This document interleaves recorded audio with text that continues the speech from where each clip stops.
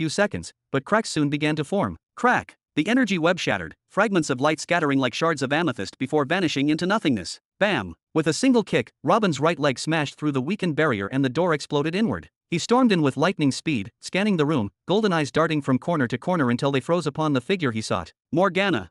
There she was. A woman draped in crimson robes, seated cross-legged on his bed in utter stillness. Her hands rested delicately on her knees, eyes closed as though lost in deep meditation. But her stillness wasn't peace, it was the quiet of something near death. Her vital signs were faint, almost extinguished. Her aura was a suffocating black, dense and cold, coiling like mist around her frail body. Her face was as pale as snow, her lips darkened, and the skin around her eyes bruised with shadow. From the corner of her mouth ran a thin stream of dark, half-dried blood that glimmered dully against her cheek, frozen mid-flow, as though time itself had stopped the instant it fell. Everything about her radiated eerie stillness, a frozen world trapped between life and death. This.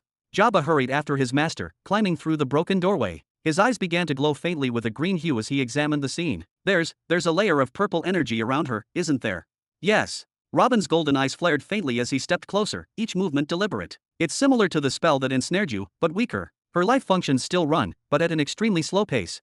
He knelt beside her, placing his hand near her chest as he examined her soul domain directly. After a few moments of silence, he exhaled softly. Sorry, Morgana. I came late. Jabba's voice was hesitant. What happened to her? Is she dead? He tried to pierce the purple veil with his vision but couldn't see through, his power was far too weak. But he knew his master could see everything within. No, Robin replied, his voice calm but heavy. Not dead, but she was standing at the edge of it. She must have realized she was losing her final battle against the specter, so she made a desperate choice. She cast this spell on herself, one that couldn't be undone from within, only broken by someone from outside.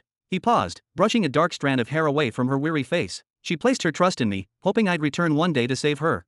He frowned slightly, studying the weakening aura that still clung to her body. At its current strength, the spell could have preserved her for perhaps a century, no more. And when it finally collapsed, she would have died instantly, and the specter would have been released into the world. Robin's expression softened. His fingers lingered on her cheek, tracing the line of the frozen blood. It's a good thing you decided to wake up, Jabba. Who exactly is she? Jabba frowned, confusion mixing with mild irritation as he crossed his arms. Don't tell me you've decided to give up your bachelorhood again? I thought you were done with that kind of drama. Robin let out a soft, amused sigh, his gaze still fixed on Morgana's still body. I stopped thinking about women that way long ago, ever since she died, the one I never loved, remember?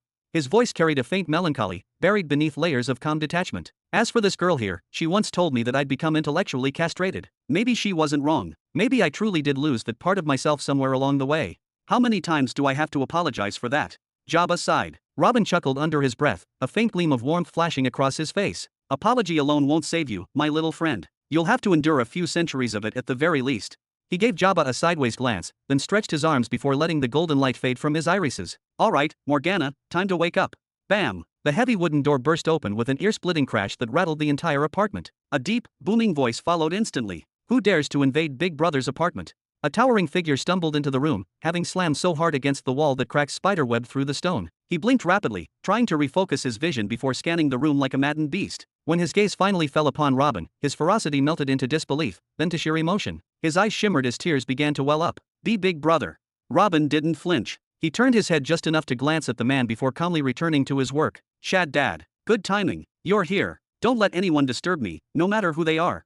His tone left no room for argument. The entire chamber began to vibrate as a luminous formation appeared in front of Robin, an enormous rune that pulsed like a second heartbeat. It was no ordinary spell circle. The energy swirling within it was a seamless fusion of soul force and natural energy, weaving together in breathtaking synchrony. The air shimmered, dense yet serene, as if the room itself was holding its breath. Extraordinary, Shaddad muttered, awe spreading across his massive frame. He stepped closer, each movement cautious, reverent, until he stood beside Jabba. His eyes, glowing with a bright green light, struggled to keep up with the constant shifting of the runes and streams of power. Boy, he whispered without turning, do you have any idea what Big Brother is doing right now? All I know, Jabba replied slowly, his voice almost trembling, is that he's saving her. But how he's doing it, no clue. Still. He exhaled, eyes wide with wonder. You're right, this is extraordinary. Shaddad gave a soft, rumbling laugh, the kind that shook his chest. Extraordinary, you say? You poor fool, you think you know what I'm talking about. If you had a truth eye and could truly see what I'm seeing, you'd understand what the word divine means. I can't even tell which law he's invoking. Jabba tilted his head slightly, the corner of his mouth lifting. Actually, I do have one, he said quietly, his eyes glowing brighter in response. Even so, I can't fully comprehend it. If my master hadn't told me beforehand which law he planned to use, I'd be just as lost as you are right now. Your master. Shaddad turned slowly, his expression tightening in disbelief, until his gaze met Jabba's, and he saw the unmistakable glint of green light shining from the boy's eyes. Jabba nodded firmly, straightening his posture as a faint breeze of power flowed around him. That man, he gestured toward Robin, who now stood surrounded by golden radiance, his silhouette framed by spiraling energy that seemed to bend reality itself, is my master. Chapter 1676. Would you stop staring at my face already? Jabba finally lost his patience, his voice rising sharply toward Shaddad. I know I'm handsome, but come on, this level of admiration is getting absurd. If Jabba had been in his true form, the towering, muscular body of a Nihiri giant, he would have been the one gazing down at Shaddad like an adult humoring a curious child. But right now, the situation was flipped completely. Shaddad stood beside him like a massive bear upright on two legs, his shadow blanketing Jabba entirely, studying his features with a seriousness that bordered on obsession. It was as though he wanted to engrave every curve, every twitch of expression, into his memory forever. What makes you so special, huh? Shaddad roared, his deep voice echoing like thunder in the confined space. Your soul force is 0, your body's strength is 0, your energy barely touches the first level. Tell me, what in the cosmos makes you stand out? I told you already. Jabba waved his hand dismissively, his tone half defensive, half annoyed. I had an accident that ruined my entire body. Maybe I was stronger than you when I was in my prime. He tilted his head upward, unable to even see where Shaddad's massive form ended in the dim light. Shaddad frowned deeply, the lines on his face tightening as he tried to make sense of it. A sliver of belief crept into his heart. Even if you were stronger than me once, he said slowly, his voice heavy with thought, the elder brother doesn't seek power in his disciple. What I'm asking is, what makes you special enough for him to choose? Jabba fell silent. The question lingered between them like a physical weight. After a long moment, he shook his head gently. I'm not special in any way, he admitted quietly. The master was the one who saved my life. Without him, I'd have died 100 deaths in 100 miserable ways. Then why you? Shaddad shouted, his frustration boiling over. He jabbed Jabba in the shoulder with a massive finger that felt like a steel pillar. Why are you his disciple and not me? There's nothing unique about you except that weak first-level truth eye. I have a third-level one. Ha! Jabba blinked in surprise, turning toward him with genuine shock on his face. You wanted to be his disciple, but he rejected you. His expression twisted into a mocking grin as his eyes swept up and down Shaddad's gigantic form. How old are you exactly, old man? Don't you think you're a little late to be trying to become a student now? Learning has no age limit, boy. Shaddad snapped, waving both arms dramatically. And what about you? You look like you've lived more than a century yourself. Among mortals, you'd be considered an ancestor, not a student. His hand shot out again, jabbing Jabba's shoulder a second time, this time deliberately playful, but still hard enough to make him wince. And second, Shaddad continued, what's wrong with me wanting to follow him? Don't you even realize the status your master holds now among all the truth chosen in the entire universe? Jabba didn't reply. Instead, he just looked into Shaddad's eyes for several long seconds, unblinking, as if reading something buried deep within. Those eyes, massive, dark, and alive, held real envy. But there was no hatred there, no malice, just an aching desire to understand, to reach the same light that Jabba once had. Before that honest gaze, Jabba's lips curved into a sly smirk. So what you're saying is, you want to be the second disciple, huh? Shaddad, usually pure-hearted and straightforward, hesitated. Something inside him tensed, the kind of instinctive unease that warned him he was about to regret something. Yeah, he muttered, narrowing his eyes slightly, what of it? If that happens, Jabba said with exaggerated thoughtfulness, raising an eyebrow, wouldn't that make me your senior brother? Yeah. Shaddad's jaw clenched, his teeth grinding slightly. Then stop poking me, Jabba said dryly. He reached up and smacked Shaddad twice on the backside. Be a well-behaved truth chosen, and maybe, just maybe, I'll recommend you to the master myself. You'd do that for me? Shaddad's eyes went wide with astonishment and naive hope. Oh, of course, Jabba replied airily. It's embarrassing to be the only disciple, you know. People always waiting for something extra special from you.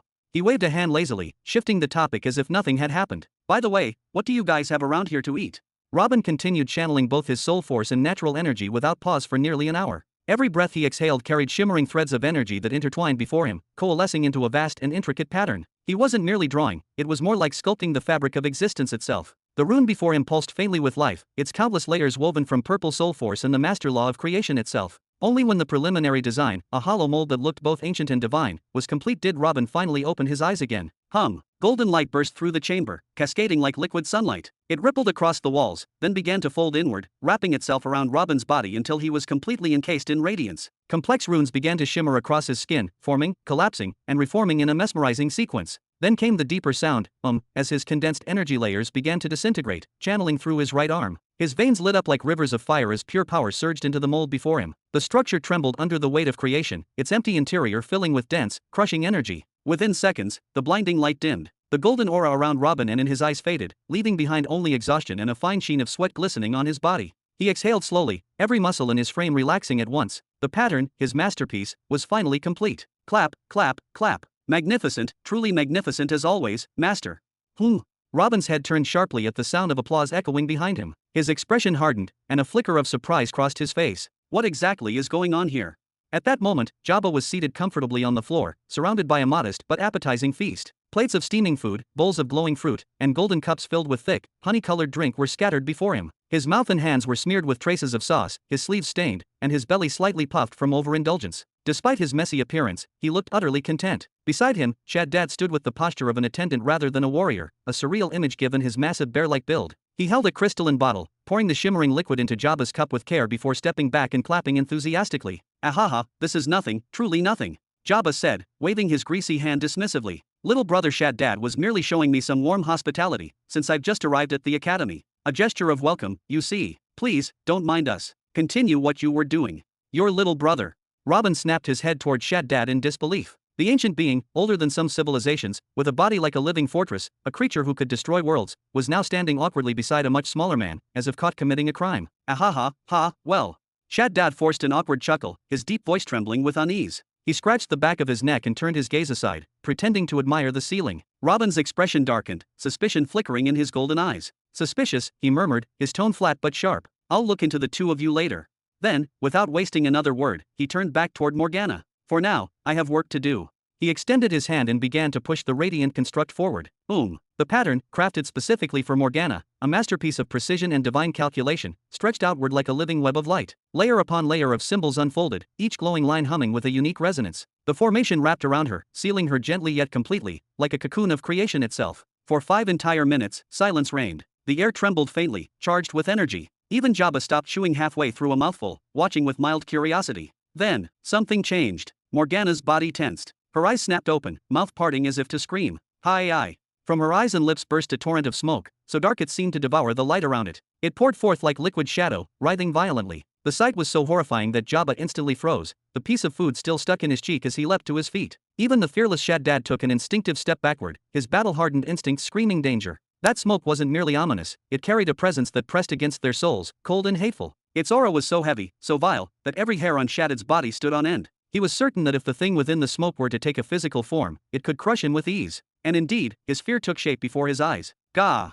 The black smoke began to condense, swirling rapidly until it molded itself into a figure, one that faintly resembled Morgana, yet felt utterly wrong. Her features were twisted, her skin shadowy and insubstantial. From the void of her face gleamed 2 eyes like molten rubies, pulsing with infernal rage. Those crimson lights looked like gateways straight into hell. The shriek that followed was sharp enough to make the air itself vibrate, high, distorted, agonizing. Everyone in the room knew instantly, this was no longer the gentle, beautiful girl lying on the bed. This was something else. A monster. Bam! The specter hurled itself against the golden barrier containing it, sending waves of energy through the chamber. But the cocoon held strong, not even a crack appearing. Ki! It screamed, voice layered with fury and despair. Bam! Bam! Bam! Robin's gaze hardened as he studied the abomination before him. What he was seeing wasn't merely a ghost or parasite, it was a parallel entity, a mirrored being born from Morgana herself. It contained every one of her memories, every fragment of her strength, every spark of her existence. If it were allowed to fully separate, it would tear away her entire soul domain and leave her an empty husk. A unique phenomenon, perhaps one that existed nowhere else in the known cosmos. If he could somehow purify and reshape this thing, turn it into a soul creature, it would become a weapon of unimaginable value. But to do so would mean sacrificing Morgana's life completely. Robin didn't hesitate for even a breath. His voice was calm, commanding, absolute. Enough of this madness, he declared, raising his hand. You've infested this vessel for hundreds of thousands of years. It's time for your cleansing. Shush, shush. Columns of searing white and golden light burst into existence above the specter, spearing through it like divine lances. The rune shook from the force, the air filled with the sound of burning ether. Ki. The creature screamed, thrashing wildly, smashing its head against the barrier again and again in blind agony. Bam, bam, bam. The sight was terrifying. Energy flared, smoke hissed, and the barrier rippled like molten gold. Shaddad instinctively moved closer to Jabba, his massive frame trembling slightly despite himself. He leaned down and whispered, "Big brother, this is terrifying. Does the master always do things like this?" Don't worry, Jabba replied, trying to keep his tone calm, though his expression betrayed his own unease. He patted Shaddad's arm reassuringly, his voice carrying an exaggerated confidence. Your big brother's here. Everything's going to be fine. Chapter 1677. Almost 2 full hours had passed. Anxious murmurs echoed throughout the academy halls as a large number of professors, guards, and even curious students gathered near the residential wing. Reports had spread like wildfire. Someone had broken into Teacher Morgana's apartment. Dozens moved in response, rushing toward her quarters as if their presence could somehow make a difference. Of course, everyone knew perfectly well that Teacher Morgana was not a woman who needed rescuing. Her power, both feared and admired, was more than enough to handle any intruder. Still, the professors moved anyway, not out of necessity, but out of respect. Even hearing a single thank you from her lips would have been enough to make the day worthwhile. Yet, despite all their efforts, none of them even came close to achieving that. Standing like an unmovable mountain at the entrance was Professor Shaddad. He guarded the door with folded arms, his expression a silent warning that no one should dare take a single step closer. He didn't allow anyone to peek, listen, or even whisper too loudly. Meanwhile, Robin had erected an invisible barrier formed from his immense soul force, sealing the entire apartment from within. Not even the most skilled spiritual sensors could pierce through that overwhelming veil. Whatever was happening inside Teacher Morgana's residence was no longer just a rumor, it had become the center of the Academy's gossip, the spark of wild speculation that ignited every conversation. And there was one name that now dominated every discussion. Professor Robin Burton had returned. The news hit the Academy like a thunderclap. The man himself was not the focus, what mattered was the implication of his return. Professor Morgana had been serving as his substitute, the one who had filled his position during his mysterious absence. Now that he had come back, didn't that mean her temporary role had come to an end? While chaos brewed outside, the true storm raged inside the apartment. Morgana hovered on the fragile edge between life and death, her soul and physical forms barely holding together. Yet the world outside paid no heed to her suffering, for the students had begun something entirely unexpected. It started with a few signatures, then a group, and before long, dozens of students gathered in front of the headmistress's building, demanding that Morgana be made a permanent professor. The so-called petition evolved into a full protest, banners waving, voices chanting her name. Even several professors joined in solidarity, standing side by side with their students beneath the bright academy banners. Inside the apartment, the faint hum of divine energy filled the air, like the low chime of celestial bells. Morgana's condition inside the golden cocoon had changed dramatically. The exhaustion that once clouded her features had nearly vanished. Her pale face regained traces of warmth. The tension in her body slowly eased. Although she was still trapped under the spell of lethargy, her body was visibly adapting, reshaping itself, realigning its soul flow to accommodate the transformation taking place within. The powerful specter that had earlier struggled to break free by shattering the cocoon had disappeared entirely, its essence pulled back and fused once more into Morgana's own soul. Amen. Crack, crack. After several minutes, the golden cocoon began to tremble and fracture, each fissure glowing faintly before fading. Piece by piece, the radiant shell crumbled, like a sandcastle left too long under the harsh wind. Whoosh! With a simple flick of his wrist, Robin dispersed the remaining fragments. The golden dust scattered through the room, flickering briefly before vanishing into nothingness. Morgana was left sitting exactly as before, eyes closed, posture serene, as though she were peacefully asleep.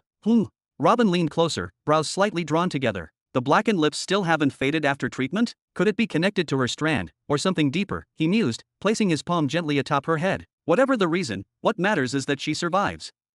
A deep breath escaped him as waves of soul force poured out, enveloping Morgana completely. The entire room trembled faintly as her body absorbed the energy, shimmering in golden light for several long minutes before Robin finally drew it back. Morgana's dark eyelashes fluttered, a soft, fragile motion, before her eyes began to open with effort. Once he confirmed that his final key had functioned properly, Robin exhaled in quiet relief. He clasped his hands behind his back and smiled lightly. Come on now, wake up, sweetheart. The sun is beautiful today! Exclamation point. Jabba and Shaddad both froze, their eyes wide, mouths agape, holding their breaths as if afraid to disturb the moment. Finally, after all this time, something was happening. Morgana's eyes slowly focused on Robin, her gaze hazy at first, then gradually sharpening. Confusion, wonder, memory, understanding, and, at last, peace. You took your time, Morgana murmured, a faint, tired smile curving her lips. But I came, Robin replied softly, patting her head. He then turned toward the door, his coat brushing the floor as he moved. Now come along, we have things to discuss. He tapped his chin thoughtfully. First, we'll figure out your new position. Perhaps we'll stop by Aldera, and then maybe. Master. What? Robin snapped, thinking Jabba had interrupted again. Perhaps, you should wait a moment, Jabba said quietly, pointing toward the bed. Robin turned, brows furrowing, and immediately, his entire expression softened, the sharpness in his eyes replaced by a deep, knowing calm. Sniff, sniff. Morgana sat curled up on the edge of the bed, her arms wrapped tightly around her knees as she trembled, her sobs muffled and uneven. The dim light of the chamber cast faint golden lines across her face, glimmering on her wet cheeks as silent tears streamed down. Her breath came in short, trembling gasps, and every sound she made seemed to echo through the quiet room like the cry of a wounded soul. Heh! Robin exhaled slowly, a deep sigh escaping him. He turned his head toward Jabba, who was still seated lazily at the table, his mouth full, hands greasy, crumbs scattered everywhere like a battlefield after a feast. Then Robin frowned, lifted his foot, and kicked him lightly but firmly. Get up! What kind of manners are those? Can't you see me standing here, dealing with something serious? All right, relax, master.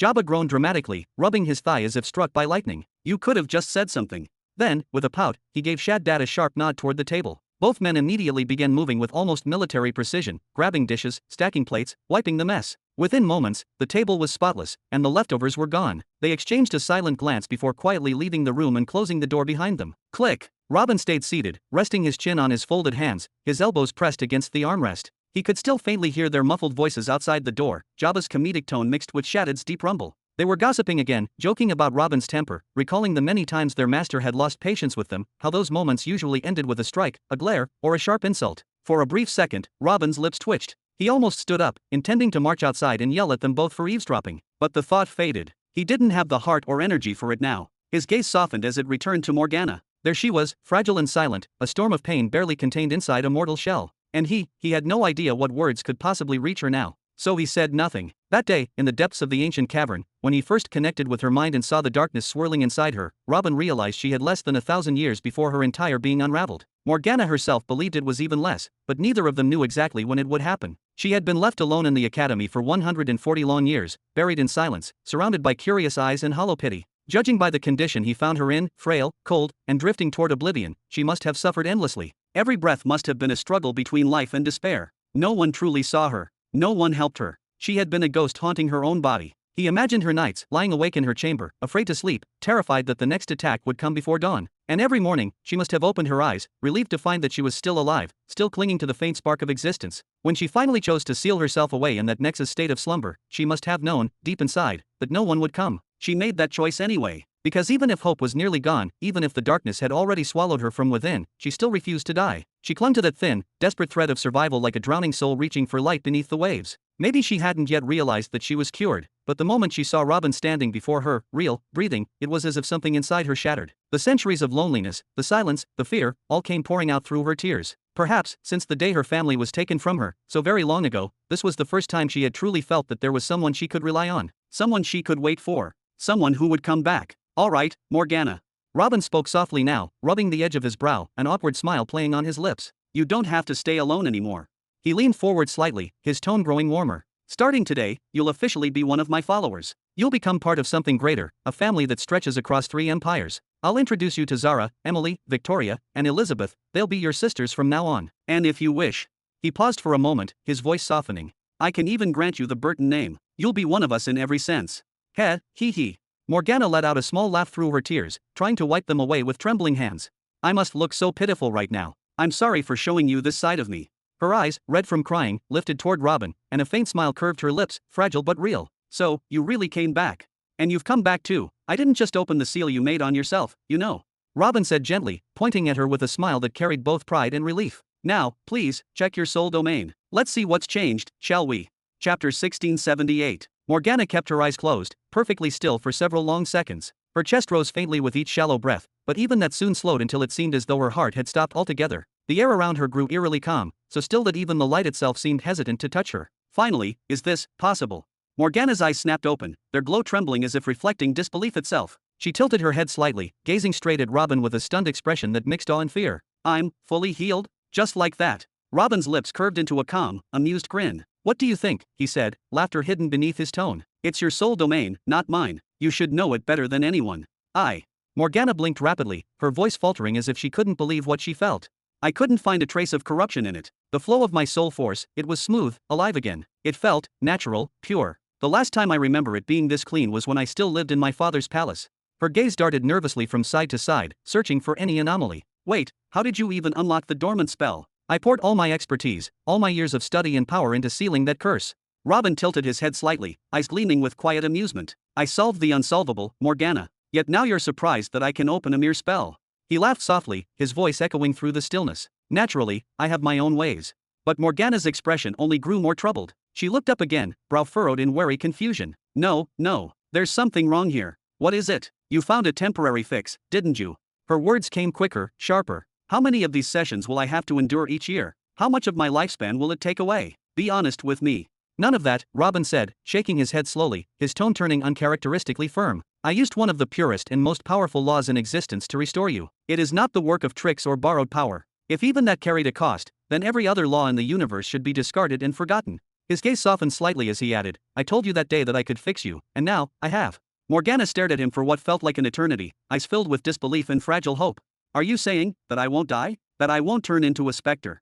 Robin leaned back, a faint grin touching his lips. Not in the way you were expecting, at least, he said lightly. But who really knows what tomorrow brings? He shrugged, his tone drifting somewhere between sincerity and teasing. So I won't need ongoing treatment? No periodic sessions or strange potions? Morgana asked again, hesitant but desperate for confirmation. Then, with a faint rise of one eyebrow, she added quietly, I won't have to stay near you, will I? No, and no, Robin answered with a playful shake of his head, the corners of his mouth curving upward. You don't have to stay beside me. You're free now, live your life however you wish, Morgana. Then, after a pause, his grin widened. Though I'll admit, I'd be rather sad if you left. I did spend quite a lot of effort perfecting that technique. Morgana's gaze softened. Her eyes moved slowly, flicking between his right and left eyes as if trying to engrave his face into her soul. Then, with a voice as gentle as a whisper carried by wind, she murmured, Thank you. That smile which followed, if any human or beast outside the room had seen it, they would have felt an odd shiver down their spine. Their hearts would pound without reason, their instincts whispering that such beauty didn't belong in this world. Even Shaddad, the one who buried himself in books day and night, would have lost his composure before it. But Robin merely waved his hand lazily. No need for thanks. We had a deal, I let you live, and you follow me. He tapped the table in front of him with his finger, a faint echo filling the air. Now then, are you ready to fulfill your end? Morgana nodded softly, her smile now calm and almost serene. Did you buy a vow crystal? Robin smiled faintly, but his eyes glinted with something sharper, colder. In truth, Robin was already prepared to strike. Now that she was healed, if Morgana dared to retreat, to delay, or even hesitate for a heartbeat, he would have bound her where she stood, forcing obedience through sheer will. And if that failed, if her defiance proved too strong, then she might have drawn her final breath on this very day. Had Morgana been in her usual state, she might have noticed it, the faint killing intent, the ripple of lethal calm beneath his voice. But her mood was too light, her guard too low. In that fleeting moment of peace, she ignored every warning, every whisper of danger that lingered in the air. There's no need for those little tricks, Robin said. His voice echoed faintly through the still air of the room as a radiant flow of soul force began to pour from the center of his forehead, swirling like liquid light. The energy condensed, twisting and reforming until it took the unmistakable shape of a massive tome suspended before him. Its cover glimmered with intricate gold engravings, its pages glowing softly with white runes that pulsed as though alive. Here, he continued, gesturing lightly toward it. Place your soul imprint on this page. No words, no oath, just your touch will do. Are you certain about this? Morgana hesitated, her voice faint and uncertain. What's the problem? Robin tilted his head slightly, a hint of mock amusement in his eyes. Do you have a reason to refuse? Or perhaps, you're stalling? His smile widened, calm yet edged with an unspoken challenge. No, it's not that, she murmured, lifting her hand. In her palm, a transparent crystal sphere flickered to life, emitting a faint violet hue. It's just, shouldn't you be cautious with me? I still have this vow crystal I found years ago, picked it from a corpse during a research expedition. Whoever forged it was at least a 2 Royal Star Master, maybe more. We could use this instead. Girl. Robin's eyelid twitched twice in irritation, his tone deepening. Stop playing with my nerves. Are you going to do it or not? Morgana blinked, her lips parting in a small, apologetic smile. All right. It's your choice then. She shrugged softly, then extended her hand, letting her purple soul force surge forward in a shimmering wave. It drifted toward the golden white tome like a mist being drawn into a flame. Kaka. Ah. The moment her essence made contact, Morgana's entire body jolted. She staggered back several steps, clutching her chest as a wave of divine energy rippled through her veins. This book holds royal soul force. And this density. Creak. Before she could finish, something inside her core stirred violently. Ugh, she groaned, falling to one knee as her spiritual domain flared open. From the depths of her being, chains erupted, ethereal, spectral, each forged from translucent gold with barbed spear tips at their ends. They slithered around her soul domain like serpents before plunging sharply into her heart and inner essence. SHNK. They didn't strike to kill. They struck to bind. Robin closed his eyes for a moment, extending his senses inward. Within his mindscape, he could now see it, Morgana's soul reflection, perfectly manifested inside his own domain, tethered by the binding contract. Once confirmed, he exhaled slowly, then clapped his hands once. Perfect. That'll do. The tone shimmered, folded back into a beam of light, and dissolved into Robin's forehead once more. That's it, the hard part is over. Your eternal torment ends here, he said softly, his smile warm yet strangely unreadable. From this point on, you only need to prepare yourself for happiness and glory. Huff, huff.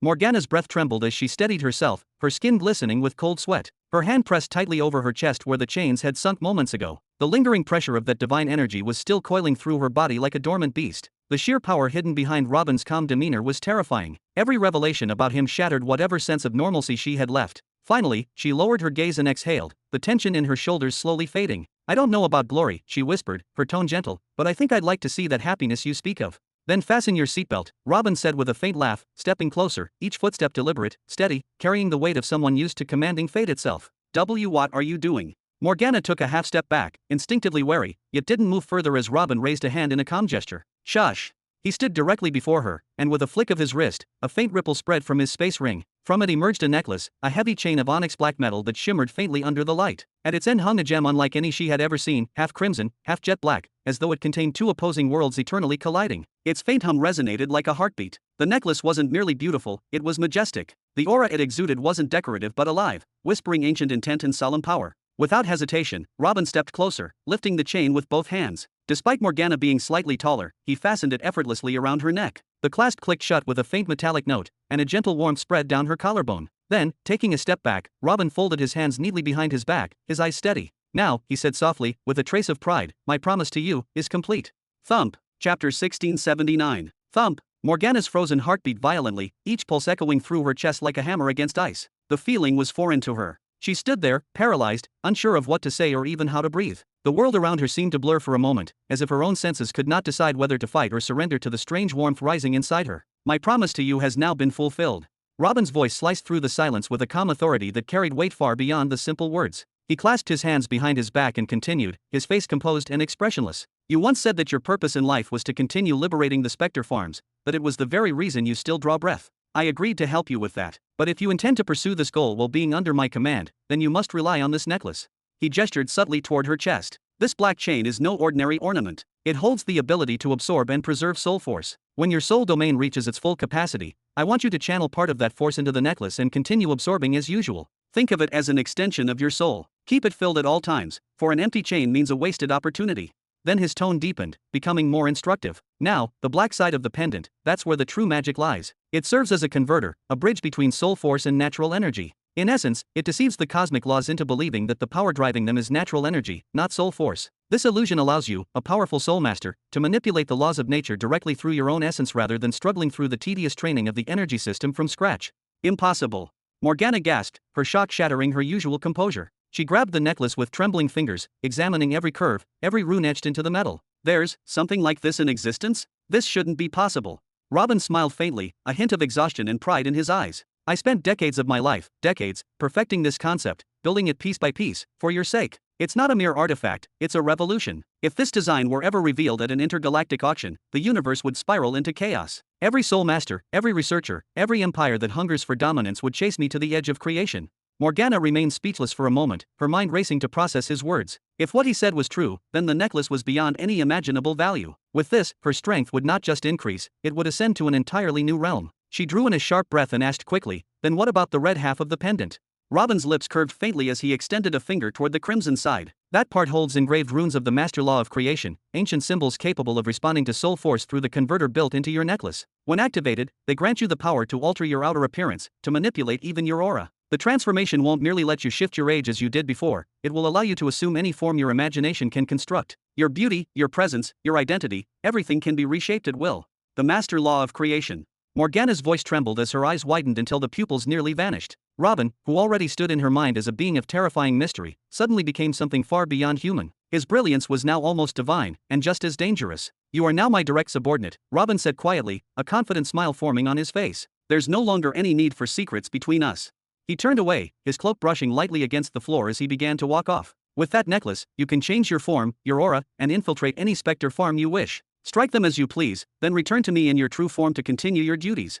He halted mid-step and glanced over his shoulder, his eyes narrowing dangerously. But tread carefully, Morgana. Conceal every movement, every trace of your existence. To the Syndicate, you are already dead. I will not have them reopening another investigation into your name. Morgana stayed still for a long moment, staring deeply into his sharp eyes. How much did this necklace cost you, truly? She asked at last, her tone almost a whisper. I know that patterns of the law of creation are priceless, but the materials, the craftsmanship, how much did it take from you?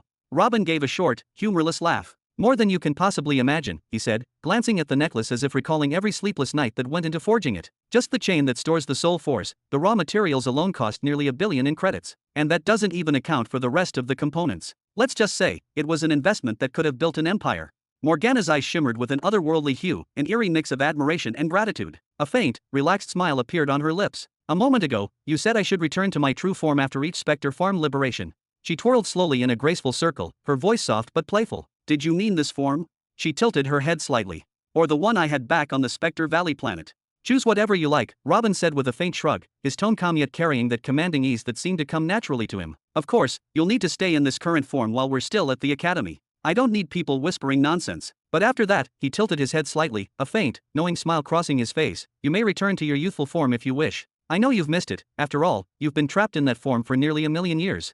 He turned on his heel, his coat sweeping lightly behind him as he made his way toward the staircase. Now, he added, glancing over his shoulder, I'm going out with the boys for a while. Take this time to rest, to examine your body and the necklace properly. I know how much strain that process put on your body and soul. You're exhausted, even if you won't admit it. We'll discuss your future later, when you've recovered. Creak, the door closed softly behind him. For a long moment, Morgana stood in complete silence, staring blankly at the wooden frame as though his presence still lingered there. Seconds turned to a full minute before she slowly lowered her gaze to her hands. She turned them over, fingers trembling slightly, tracing every detail of her smooth skin as if confirming what her eyes could not believe. Then, her hands moved up to her cheeks, her touch hesitant, almost reverent. Return to my youthful form. Bang! Step, step. Robin descended the staircase slowly, each footstep echoing against the marble steps. His expression had grown solemn, his brows slightly furrowed as his thoughts weighed heavily on his mind. He kept his eyes on the ground, his mind wandering far beyond the walls of the academy. The sheer investment he had poured into Morgana, both in time and fortune, was staggering. A royal soul lady, bearing only a single star. The resources he had used to restore her and craft her artifact could have easily been enough to lure 3 or 4 royal soul masters to his service for centuries, perhaps even millennia. But there was one thought that anchored him, one flicker of justification for the mountain of sacrifices he had made. Ever since he examined her soul domain back on the Spectre Valley planet, he had known her potential was vastly greater than she herself believed. Her stagnation wasn't due to lack of talent, it was her wounds, her broken harmony. Once those were healed, her growth could be terrifying. So now, all he could do was wait, and watch as Morgana ascended to the true peak of her power. He only hoped that all his years of effort, his fortune, and his calculated risks would not be wasted. As he reached the final step, something caught his attention. In the front row of the amphitheater sat Jabba and Shaddad, whispering to each other with gloomy expressions, clearly complaining about him. Robin stopped, eyes narrowing. What are you two still doing down here? He called out sharply, his tone carrying that effortless authority that made both of them jolt upright immediately. Crack! They stood at attention so fast it was almost comical. Nothing, master, they said together in perfect synchronization. Ugh. Robin sighed deeply and rubbed the bridge of his nose between 2 fingers, his patience thinning. Shaddad, my dear, how many times must I tell you, I am not your master, understood? If you have any questions, or unresolved matters, I'll help you deal with them later. But Shaddad started to protest, clearly ready to unleash a tirade of complaints that had been building. Ahem. Jabba quickly cut him off, grabbing him firmly by the arm and forcing a polite smile. Of course, master. Then, smoothly changing the subject, he asked, so, where are we heading now? I'm guessing I can't stay upstairs with the lovely lady, right? I'll head to Aldera first, Robin replied after a short pause. I don't want her thinking I'm trying to avoid my promise. And after that, he exhaled heavily, muttering under his breath. There are too many things waiting for me to handle. Ugh, I'll figure it out after I'm done there. He waved a hand dismissively, cutting off his own train of thought before it spiraled further. You two stay here until I return. Ma, big brother, Shaddad said anxiously, waving both hands. I don't think it's wise for you to go out alone right now. There are protests outside, people are chanting against you. Protests. Robin blinked, caught off guard for a second before bursting into laughter. All right then, fine. Come with me, I don't need any more headaches today. And I'm supposed to stay here alone?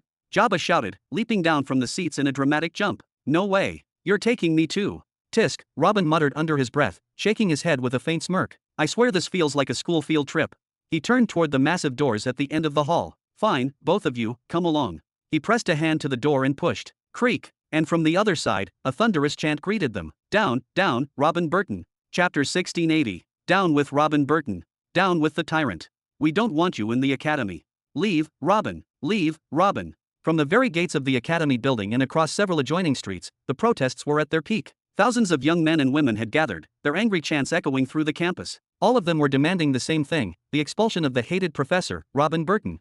Elder brother, perhaps we should wait for a bit, Shaddad said, patting Robin's shoulder carefully. Jabba nodded several times before stepping forward to close the door again. That sounds like a reasonable idea. Tisk, do you think I'll change my plans because of a few noisy brats? Robin flicked his hand dismissively toward Shaddad, then placed both hands behind his back as he descended the stairs. His eyes gleamed with challenge, sharp and fearless. Out of my fucking way. Down with Robin Burton. The students instinctively opened a path for him. Even though they despised him from the bottom of their hearts, they still couldn't suppress the fear that came with the title professor. Step back a bit, please. Move aside, please. Jabba and Shaddad moved quickly, walking at Robin's sides, pushing back the crowd to clear his path. Both of them knew all too well, Robin didn't care about the students, their families, or anyone else. If someone so much as brushed against him, bones would start breaking in seconds. Robin continued walking calmly through the mass of furious students, his face composed and unreadable. Yet anyone who truly knew him, anyone who noticed the veins pulsing across his forehead, would understand just how enraged he was inside. What was wrong with them exactly? Was all this uproar because he had called them soul creatures and thrown a few punches during training? Youth these days, completely unreliable. Robin suddenly stopped. He even took a step back, narrowing his eyes at a certain direction. Hey, I remember you from the student war. You're a professor, aren't you? Your name was Professor Simban, I think? Are you kidding me now? Down with Ro. The man Robin pointed at was an elderly professor with a long mustache that reached down to his belly. But the moment Robin stood before him, the man went silent, backing up quickly to hide among the students. Elder brother, maybe we should keep moving, Shaddad whispered, placing a hand on Robin's shoulder when he felt the man's murderous intent rising. It looked like he was about to leap after the poor professor and beat him senseless. Tisk, what a bizarre academy, weird students, weird professor. Robin grumbled as he resumed walking, muttering under his breath with every step. At last, he reached the front of the grand building belonging to the Academy's monarch, and he raised his head, speaking out loud and clear. Your Majesty, free me from this headache and pull me to your office. Bring Shaddad and Jabba with me, don't leave them among these beasts, we need to talk. Whoosh! In an instant, Robin vanished from the middle of the protests, disappearing like a gust of wind. But the protests didn't stop, the crowds continued to shout in front of the sovereign's building. Then, whoosh, whoosh, Jabba and Shaddad were pulled away as well. Shaddad blinked, noticing the sudden shift in the scenery around him. It took him only a second to recognize the place, and the person sitting behind the grand ornate desk. He immediately straightened and gave a respectful bow. Greetings, Your Majesty. Then he grabbed Jabba by the head, forcing him to bow too. Jabba snapped out of his shock and quickly followed along. Greetings, Your Majesty. Shaddad, I saw you clearing the way for Professor Burton like one of the guards. Have you changed professions now? From behind her desk, Aldera gave a small amused smile. Ha, I'm just helping however I can, Shaddad replied, nodding several times in embarrassment. May we sit down? Do as you please. Aldera waved her hand lightly, then her eyes shifted toward Jabba. And who exactly is this? Snap. Robin lifted his hand and snapped his fingers sharply right in front of Aldera's eyes, the sound echoing through the ornate chamber like a spark igniting tension. Your Majesty, I'm right here, he said in an exasperated tone. Please, focus on me, not on the ones behind me. I came here for a reason. I can see that, Aldera replied coolly, her voice calm but carrying a weight that filled the air like frost. Slowly, she turned her gaze back toward him, her silver eyes narrowing. But tell me, Robin Burton, don't I at least have the right to know who this person is, the one you demanded be brought into my office without prior notice? He's with me, that's all you need to know. Robin frowned slightly, crossing his arms behind his back. Is there a problem, Your Majesty? Because your expression isn't exactly friendly. The coldness in Aldera's eyes deepened until it almost felt like the temperature in the room dropped. The problem, Professor Burton, she said icily, is that you place yourself on a throne far too high above others. Because I belong on that throne. Robin snapped back with biting confidence. His patience was wearing thin after what he had seen outside, the shouting, the disrespect, the chaos. What's the matter, Your Majesty? Did I offend your pride somehow? I've already received enough affection from your academy today, he said with sarcasm dripping from every word. If you don't want me here, then fine, I'll leave right now. Then, without waiting for a response, he stood up abruptly. I never wanted to set foot in this place to begin with. The Cosmic Elder sent me because he wronged me. You were the one who insisted I become a professor here, against my will. I don't owe this place anything, not its people, not its students, and not even you. And now, because I disciplined a few useless brats, I'm being treated like a villain. His tone rose with anger as the aura around him trembled faintly. You frown at me, professors curse my name, and students chant for my downfall. Have you all forgotten who I am, Lady Aldera? With that, he reached into his space ring and pulled out a metallic slate, slamming it onto the table. The sharp clang resonated through the chamber. My duty here is finished. Send me out. I'll take my followers and leave immediately. Jabba swallowed hard, his pulse quickening. He didn't know exactly what it meant to be a monarch, but since the proud and dangerous Robin addressed her as Your Majesty, that meant she was someone far beyond ordinary mortals. Was it really wise to raise his voice before such a being? Aldera raised one elegant eyebrow, her lips curving faintly, not into a smile, but something colder. Do you honestly think all that anger outside was because you hit a few students? What else could it possibly be? Robin scowled, glaring back. Do you people have some personal vendetta against me now? It's because of substitute instructor Morgana, Aldera replied calmly, gesturing toward a chair, silently urging him to sit back down. Everyone fears that now that you've returned, she'll stop teaching. That's why they want you gone. Morgana. Robin's expression shifted. His brows tightened as he muttered thoughtfully, come to think of it, the lecture hall was unusually full, even though she's been gone for 5 years. Don't tell me Morgana has that kind of influence here? Far more than you could ever imagine, Aldera replied, her tone steady, but her gaze sharp as a blade. She's the most beloved instructor in the entire academy, admired by the students, respected by the professors. Her lessons are said to inspire even the faintest sparks of talent into blazing light. The academy's enrollment numbers have risen by 15% since she started teaching. That's quite something, Robin admitted, nodding slowly as an amused glint flickered in his eyes. A faint smirk began to form, though he quickly masked it, locking his gaze back onto Aldera's. Still, what does her popularity have to do with me? Why are you angry? Because she refuses the title of full professor, Aldera said, her tone deepening. She insists on remaining only a substitute teacher, and she claims the reason is you. Of course she says that. She's mine, Robin answered calmly but with pride in his voice, his chin lifting slightly. But what's not normal is that you're using that information against me, leaking it to stir unrest, hoping to push me into a corner. Tell me, Your Majesty, what exactly do you hope to gain from that? Aldera leaned back completely in her chair, her long hair flowing behind her like strands of light, and crossed her arms gracefully. Her tone softened but grew even more dangerous. You once promised me a way to ascend my strength, she reminded him, in exchange for the first and second volumes of the Soul Atlas. I am holding you to that promise. Then, her gaze turned sharper than a blade of divine steel. I'll release you from your promise, but in return, I want Morgana. Chapter 1681. And in return, I want Morgana. What? What are you talking about? Robin waved his left hand in disbelief. What does the Soul Atlas have to do with Morgana? Please, sit down. Aldera gestured firmly toward the chair and remained silent until Robin finally took his seat. She then exhaled softly before speaking, her tone a mixture of caution and intent. In truth, I had planned to bring this up at the right time, not today. I know your nerves are strained after what you've witnessed, but what you saw, I see as well. The entire academy is in uproar because of Morgana, and I want to give them a clear answer. What does that have to do with me? Let it turn upside down if it wants to. Robin leaned forward, sitting on the edge of the chair. Why should I hand over one of my followers to you? You don't have to do anything, Lord Robin. Please, calm yourself a little, Aldera said with a serene smile, though her eyes glimmered with a quiet determination. Yes, I need her, deeply, but not to the extent that I'd risk a good relationship with the guest of the Cosmic Elder, and the future Great Truth Chosen himself. Consider this merely a casual exchange of ideas. Hey, Jabba whispered, leaning toward Shaddad. Who's this Cosmic Elder? And what's a Great Truth Chosen? SHHHH. Shaddad's expression twisted awkwardly. He was beginning to feel he shouldn't be here at all. Robin frowned for a brief moment, then leaned back fully in his chair, his voice now calmer and more measured. Continue. Tap, tap, tap. Aldera tapped the table quickly a few times. The faint smile stayed on her face, yet her irritation was unmistakable at Robin's dismissive tone. As a monarch who stood at the very peak of the cosmos, among a rare and powerful few, she had grown used to commanding entire realms. Yet, she always found it difficult to deal with certain kinds of individuals, the royal soulmasters and those with special states of existence like Robin. In both cases, she could erase them with a wave of her hand, but diplomacy, not domination, was the key. Only by showing restraint could she achieve what she wanted. Pressuring such beings always backfired. She had learned that lesson well from Buruk. First of all, Lord Robin, Aldera began again, her tone softening yet carrying subtle weight, Morgana truly is the #1 instructor in the academy, as I mentioned. Everyone adores her, and the results of her students are nothing short of remarkable. That girl was born to teach, to guide and nurture others. I can hardly imagine her doing anything else. Why would you suppress such a rare and radiant gift?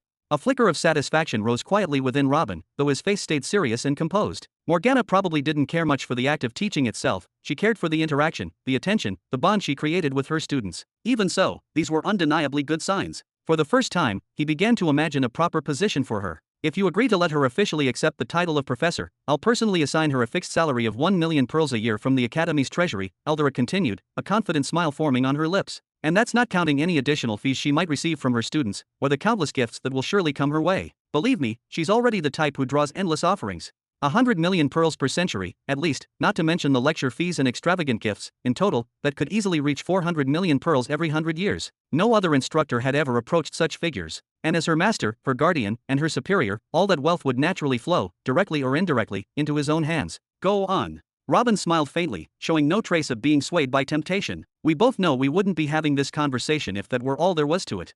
There's nothing more to continue, you've seen the situation yourself, Aldera spoke slowly, her tone sharp yet controlled. The entire academy is in chaos because of this. The moment the idea of Morgana leaving was mentioned, the uproar spreads like wildfire. Students, instructors, even external sponsors, everyone would revolt. The mere announcement of the substitute instructor Morgana's departure would bring catastrophic losses to the Dawn Light Stellar Academy.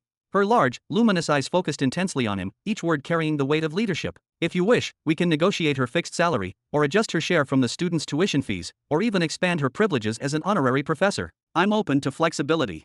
Do I look like someone who cares about 4 or 500 million pearls per century, Your Majesty? Robin's voice came out with scornful disbelief as he waved his hand dismissively, his movements sharp and unrestrained. I could make that much in a single week if I wanted to. Is this really what you brought me here for? What else do you have? We both know this conversation isn't happening because of a few protests. The Dawnlight Stellar Academy stood tall long before Morgana ever set foot here, and it will continue to thrive long after she's gone. So please, stop hiding behind polite excuses and tell me the real reason. Perhaps I'll consider it if I hear something that actually sounds truthful. Aldera's long lashes fluttered, her eyelid twitching for a fraction of a second. That single sentence, "I don't care about 400 million pearls per century," rang in her ears with an arrogance so vast it almost felt divine. Yet, when those words came from Robin Burton's mouth, they didn't sound boastful, they sounded like simple fact. That was what made him dangerous. Very well then, she said at last, straightening her back and nodding twice, as though accepting a challenge. If you truly wish to hear the reason, I'll tell you plainly. Professor Burek has become impossible to manage. He refuses to cooperate and has nearly stopped producing soul borrowings entirely. Instructor Morgana, on the other hand, has been compensating for his absence for decades, producing a higher volume of soul borrowings at nearly equivalent quality, despite being only a one-star Royal Soul Master. Soul borrowings. Robin raised a brow, his expression hard to read. Why not just buy what you need from the Soul Society? Soul borrowings were among the most sought-after creations in existence, products born from the essence of a Soul Master's power. They could take countless forms, defensive barriers capable of blocking attacks, aggressive curses that could shatter the soul of an enemy, or even permanent fragments of a soul that acted as a guardian for the user. The stronger the Soul Master, the more valuable their soul borrowings became. By the time one reached the Royal Soul rank, every piece of their craft turned into a treasure. Their work could alter the fate of wars and decide the rise or fall of entire sections. Buy from the Soul Society. Aldera repeated his words with a weary sigh, shaking her head slightly as if the thought itself was naive. There's never enough to meet the demand. Prices there are outrageous, and the Royal Soul Masters sell their works on a whim. One day they release 10, the next they offer none. The supply is erratic and uncontrollable. And the competition, her voice hardened, is vicious. Every major power, every ancient sect, every academy across the 1,000 middle sectors fights tooth and nail for the right to purchase even a single Royal Soul borrowing. She paused, her expression tightening with visible strain. We do buy from there whenever we can, through the official markets, through underground channels, even through the major auction halls, but it's a battlefield of politics and bidding wars. It's unreliable and dangerous. We can't afford to base the Academy's foundation on such instability. Then she leaned slightly forward, her gaze sharpening like a blade as her tone softened. That's why we need a Royal Soul Master to remain here in the Academy, full-time. Someone who can sustain the Academy's strength and prestige without having to rely on the fickle whims of the outside world. The room fell silent for a heartbeat. The air between them was heavy, thick with unspoken calculations and mutual understanding. Aldera's voice, when it came again, was quieter but far more personal. And the only one capable of ensuring that stability is you. Chapter 1682. And this Royal Soul Master you need must be one of my followers. Robin asked, a faint, mocking smile curling across his lips. Don't you think you're putting me in a rather difficult position, Your Majesty? On the contrary, Aldera replied, leaning forward slightly, her golden eyes narrowing with calm confidence. I'm getting you out of one. Her voice softened, but her words carried the weight of truth. You promised to make me stronger, and I know that's impossible. I simply found it amusing that you'd owe me a favor, so I allowed you to take the first 2 volumes of the Atlas. She sighed faintly, her expression turning sincere. I regret having to call in that favor now, but I truly need Morgana, now more than ever. I'm sure you've heard, as an instructor, and more importantly, as a Royal Soul Master. Oh. Robin raised an eyebrow, interest flickering across his face. Why now more than ever? That doesn't make sense. The academies haven't faced war or turmoil for ages. You live in peace, and in truth, you are the source of peace itself. Aldera frowned, clearly puzzled. You mean you haven't heard what's happening? I thought you returned for Morgana because of it. Why come back now, after 140 years? I never said I was taking Morgana, Robin retorted, waving a hand dismissively. Where did you even get that idea? Then what's happening outside, then? Aldera's eyes widened as she gestured toward one of the walls, beyond which faint sounds of unrest still echoed. Probably just people upset that I hit them, Robin said with a careless shrug. Who cares? I never said a word about Morgana. Does that mean you're leaving her here? Aldera nearly rose from her seat, her voice rising in alarm. Of course not, Robin replied sharply. I'll take her with me when I leave, but I was planning to stay in the academy for a while. He waved again, then locked eyes with her. His tone turned colder, edged with curiosity. But honestly, now you're making me reconsider. I might just leave immediately. What exactly is going on? It's the rumors of the Cosmic Elder's death. Aldera leaned back against her chair, the confident air around her dimming. They've turned everything upside down. What? Robin shot to his feet, disbelief flashing across his face. The Cosmic Elder, dead. That's impossible. After everything that happened back then, he was still the Cosmic Elder. He should have had at least another 1,000 years of life. It's an unconfirmed rumor, Aldera admitted, her gaze drifting away, but one that makes far too much sense to ignore. And it all began because of a mature space beast. Robin furrowed his brows deeply. He'd heard the term before, but nothing beyond that. Mature space beasts, Aldera explained, her tone steady but grim, are creatures with power equal to that of a monarch, at least in theory. But when a monarch stands before one, they're usually the ones who fall. Their size alone defies comprehension, their presence can swallow entire worlds. She shook her head slowly, the faint glimmer of reverence in her eyes betraying both fear and awe. Those things once roamed freely through the universe, devouring planets, shattering galaxies, entering and leaving any domain they pleased, until the Cosmic Elder ended it. When he was at his peak, the Cosmic Elder turned his attention to them after eradicating the plague that almost consumed creation itself. He slew more than 20 mature space beasts and then banished the entire race beyond the known realms. Some say he cast them into the borders between sectors, but no one has ever seen them there. They simply vanished. She paused briefly, her voice dropping to a somber whisper. Tens of millions of years have passed since that day. Every time a newborn space beast appears, its power at the very peak of a world cataclysm, the local forces unite to destroy it. When a young one appears, the academies are alerted, and the nearest guardians and monarchs move to eliminate it. But when a mature space beast emerges, that responsibility lies with the Cosmic Elder alone. Her gaze darkened as she went on. It's only happened twice since their exile. 2 mature space beasts dared to break the ban and enter inhabited sectors, decades apart, and each time, the Cosmic Elder appeared and annihilated them completely. Then she looked back into Robin's eyes, her voice lowering to a near whisper. But that didn't happen this time. A few decades ago, a mature space beast appeared in the 911th middle sector. It began devouring planets and dwarf stars, and it's still there, even now. The latest reports say it's already destroyed a quarter of an entire starfield. Robin's voice faltered slightly, his expression tightening as unease crept into his features. A faint pressure filled the air, something in Aldera's tone made even his instincts whisper of danger. Are you saying there's nothing, absolutely nothing, you can do about it, he asked, his words half disbelief, half frustration. Nothing at all. Aldera shook her head slowly, strands of her silver hair sliding over her shoulders as her gaze dimmed. Her tone was heavy, carrying the quiet weight of inevitability. We can slay a young space beast if we prepare adequately, yes, but anything beyond that, it's suicide. To face a mature one without the Cosmic Elder's aid would demand the cooperation of at least 20 monarchs and guardians, and perhaps even a behemoth or two among them to stand a chance. Her lips curved in a bitter, humorless smile. And do you know the irony? Only the Cosmic Elder ever had the power to bring that kind of force together. Without him, such unity is impossible. It's a closed circle. Robin's eyes darkened. The way she said it, the calm acceptance of a hopeless truth, made his chest feel heavy. So that's how fragile the system really is, he murmured. At first, Aldera went on, only the millennial empires and those of higher standing were aware of the truth. It was a secret buried under layers of authority and silence. But now, after what's happening in the 911th middle sector, rumors are spreading like wildfire. People are asking questions they shouldn't. They're wondering why such things never happened before, why no beasts dared to enter civilized space. And as the stories circulate, someone always mentions the same ancient name, a being so powerful that even the stars seem to tremble at his will. And when they ask why he hasn't appeared for so long, why decades have passed without his shadow crossing the cosmos. She paused, locking eyes with him. What conclusion do you think they reach? Robin's throat felt dry. The answer was obvious, but saying it aloud gave it a terrifying weight. That he's dead. He slumped back in his chair as if the word itself had struck him, one hand rubbing his chin while his brows furrowed in deep thought. No wonder, he muttered, no wonder you said you're facing a difficult era. Without the Cosmic Elder to hold everything together, the entire foundation of the Star Academies is shaking. The behemoths will start tightening their grip, and the moment that happens, the balance collapses. Some academies will abandon the system altogether, turning to their own interests, forming alliances, hoarding power, maybe even declaring independence. Aldera's gaze sharpened instantly, pupils contracting. She hadn't revealed any of that. Every word he'd just spoken was pure deduction, and yet it struck frighteningly close to the truth. Her silence stretched for several seconds before she finally exhaled, eyes narrowing with a mix of admiration and unease. Your words are frighteningly accurate, Lord Robin, she admitted. Indeed, some academies have already begun disregarding their responsibilities, acting as if the system no longer binds them. But, her tone darkened, that isn't even the real danger. Robin leaned forward slightly, his expression alert once more. What could possibly be worse than a crumbling order?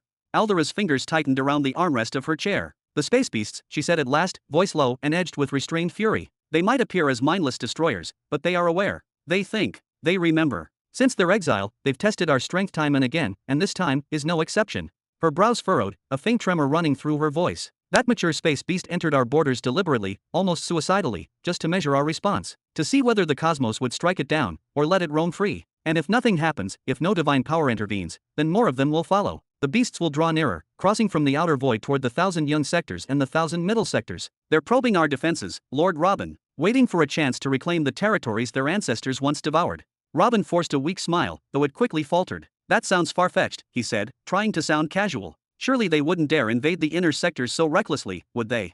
We've already started to see the signs, Eldera replied grimly, her tone leaving no room for doubt. Incidents are surfacing one after another. Just a few days ago, a planet in the 101st sector, Verilion, was attacked by a young space beast. Ha! Chapter 1683. Ha! Robin's expression twisted in disbelief, his brows furrowing sharply. Planet Verilion, in the young sector 101, was attacked by a space beast? Verilion itself? The seed of the galaxy. His tone was almost a shout, laced with shock and refusal to believe. You haven't heard about this either. Eldera's expression turned from surprise to confusion. Everything surrounding Verilion has always been the focal point of this entire quadrant of the universe. How could you not have heard about the attack? Don't tell me you've been living in a cave all this time. Literally, yes, Robin answered with a dry chuckle that didn't match the tension in his face. Now tell me, what happened? All we have for now, Eldera said, crossing her arms, are early reports and witness statements from Nexus state experts who were stationed within the Allied Army's main fleet. Every one of them testified that a creature the size and magnitude of a young space beast suddenly appeared. The marshals immediately ordered an emergency retreat. She exhaled deeply, shaking her head. Both sides suffered devastating losses. Thousands upon thousands of ships and carriers were obliterated, and contact has been completely lost with both Marshal Fargus and Marshal Brontear. What about the planet? Robin's body tensed as he leaned forward, gripping the edge of his seat as if the answer might slip away. No one knows for sure, Eldera said quietly, raising her shoulders in helplessness. The planet isn't in its place anymore. It's gone. Either it was devoured completely, or it was shifted elsewhere through planetary displacement artifact. But if it really was moved, then one question remains. She paused for a moment, her tone lowering. Where exactly are Marshals Fargus and Brontear? She took a deep breath before continuing. The stellar academies of the Mid-Sector 101 have already begun a full-scale investigation. They've sent exploration teams to probe the area, analyze the dimensional disturbances, and search for the missing planet. They're also hunting for the space beast itself, which, apparently, has vanished without a trace. Everything about this incident is wrapped in uncertainty.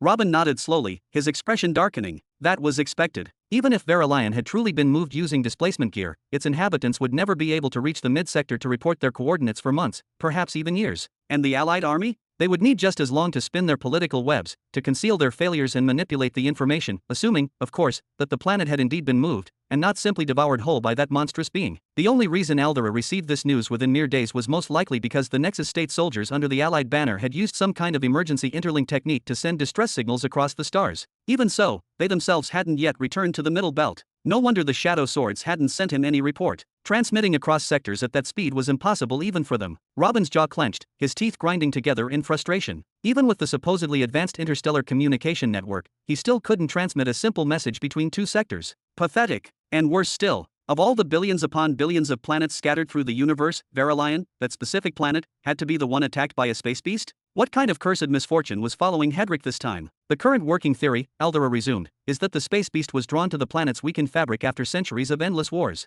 The constant bombardments had thinned the cosmic veil there, making it fragile enough for a creature of such size to tear open a rift and enter through it. Her eyes dimmed as she continued, but that's only part of the truth. The real reason this could happen is because the beast had been lurking in that region all along, drifting on the far side of the galactic boundary, waiting, patiently, for the chance to break free. That happened because its predecessor appeared decades ago, and it's still alive. Her tone grew colder, more serious. If this new one, the so-called bearded whale, as the soldiers described it, also survived, then the balance of the universe itself will shift. More and more space beasts will begin to surface. The cosmos will once again turn into their hunting ground. Her gaze hardened, her voice dropping into a grim whisper. And if that happens, a far greater catastrophe will follow. A catastrophe greater than space beasts. Robin blinked in disbelief. What could possibly? He suddenly froze mid-sentence. His expression drained of color, the realization sinking deep into his bones. Oh. Eldera nodded slightly, seeing the pale dread on his face. Yes, the possible return of the Abyss of Doom. The reawakening and unification of the three plague forms, and with them, the rise of the hidden plague emperors. That event will inevitably unfold, if the rumors of the Cosmic Elder's death are proven true.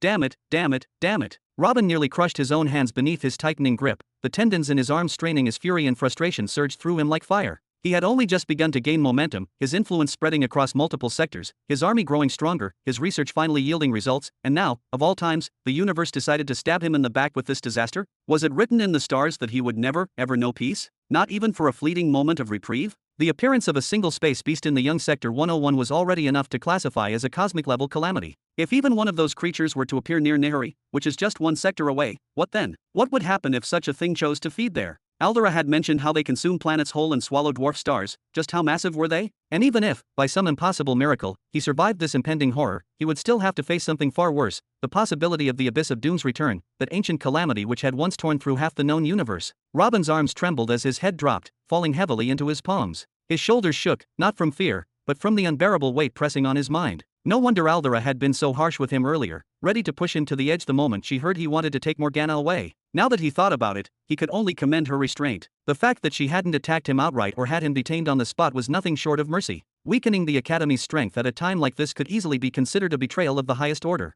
She wasn't just contending with the rebellious Academy's breaking formation, nor merely fending off the arrogance of the behemoths who constantly meddled in the affairs of mortals. No, she had to remain vigilant against the countless dark powers slumbering in the depths of the void, powers that would inevitably begin to stir now that many academies had abandoned their sacred duty of hunting down criminals corrupted by black karma. And as if that wasn't enough, she now carried the responsibility of safeguarding not one but two entire sectors, the Mid and Young 99, from the rising threat of space beasts and the dormant plague lurking beneath reality itself. That damned old man. Even though he rarely appeared, and most beings in the universe hadn't seen him for centuries, just a single rumor about his possible death had sent shockwaves rippling across every corner of existence. Entire civilizations were whispering about it. Fleets were changing course. Even the most powerful organizations were trembling in silence. You said it's just a rumor spreading around, so why isn't it confirmed?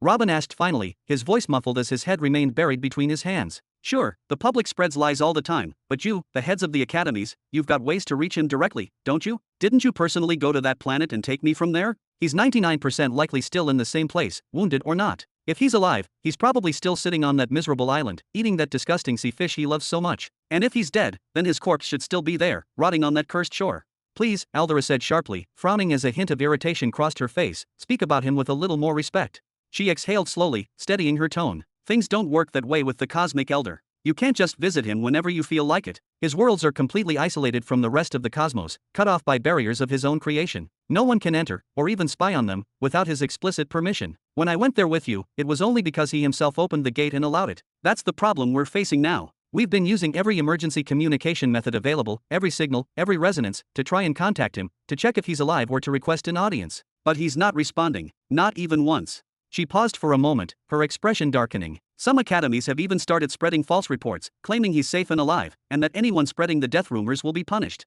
But no one is buying it. Not when a fully matured space beast is still rampaging through the mid-sector 911, leaving a trail of chaos and destruction behind. Robin finally lifted his head, his face pale but his gaze focused, steady and intent. His eyes lingered on the floor for a few seconds before he slowly looked up at Aldera. Can you try to contact him again? He asked quietly, his voice softer now, almost pleading. Please, do it for my sake. Chapter 1684. Lord Burton, Aldera tilted her head slightly, her voice calm but cutting. I understand that the Cosmic Elder was the one who recommended you to us. But as far as I know, that was merely to repay a debt and to sever the threads of fate that once bound you two, wasn't it? That's correct, Robin nodded lightly, his expression unreadable. Then what makes you think he'll even acknowledge your name when he hears it, while he's refused us, the heads of the academies, even when we warned him that the entire universe might be collapsing due to the spreading rumors? Aldera's tone hardened, and her brows knit sharply. I said it before, and I'll say it again. You overestimate yourself, Lord Burton. Just do it. Robin's expression twisted, his tone cold and absolute. You have nothing to lose at this point. Your world is falling apart from every direction, and you're hesitating over my request. His words struck like cold steel. Simply give him my name. Tell him I have something valuable for him. Aldera stared into Robin's eyes for several long seconds. She wanted to retort, to slice his arrogance apart with words, but she restrained herself. Instead, she decided to let him see the futility of his pride for himself. Whoosh! A crystalline shell shimmered into existence on the desk before Robin, glowing with a soft azure light. Aldera placed her palm upon it, channeling a thread of power through the crystal. The energy pulsed outward like a silent ripple, and Robin shuddered slightly, sensing the alien force moving through the air. Then, Aldera spoke aloud, her voice reverent but steady. Honored Cosmic Elder, this is Aldera speaking. I have Lord Robin Burton with me. He wishes to meet with you. He says he bears something of great value for you. When she finished, she withdrew her hand, cutting the flow of energy. The room fell silent again. Now what? Robin finally spoke after nearly a minute of silence, his tone edged with impatience. Are we expecting an answer now or something?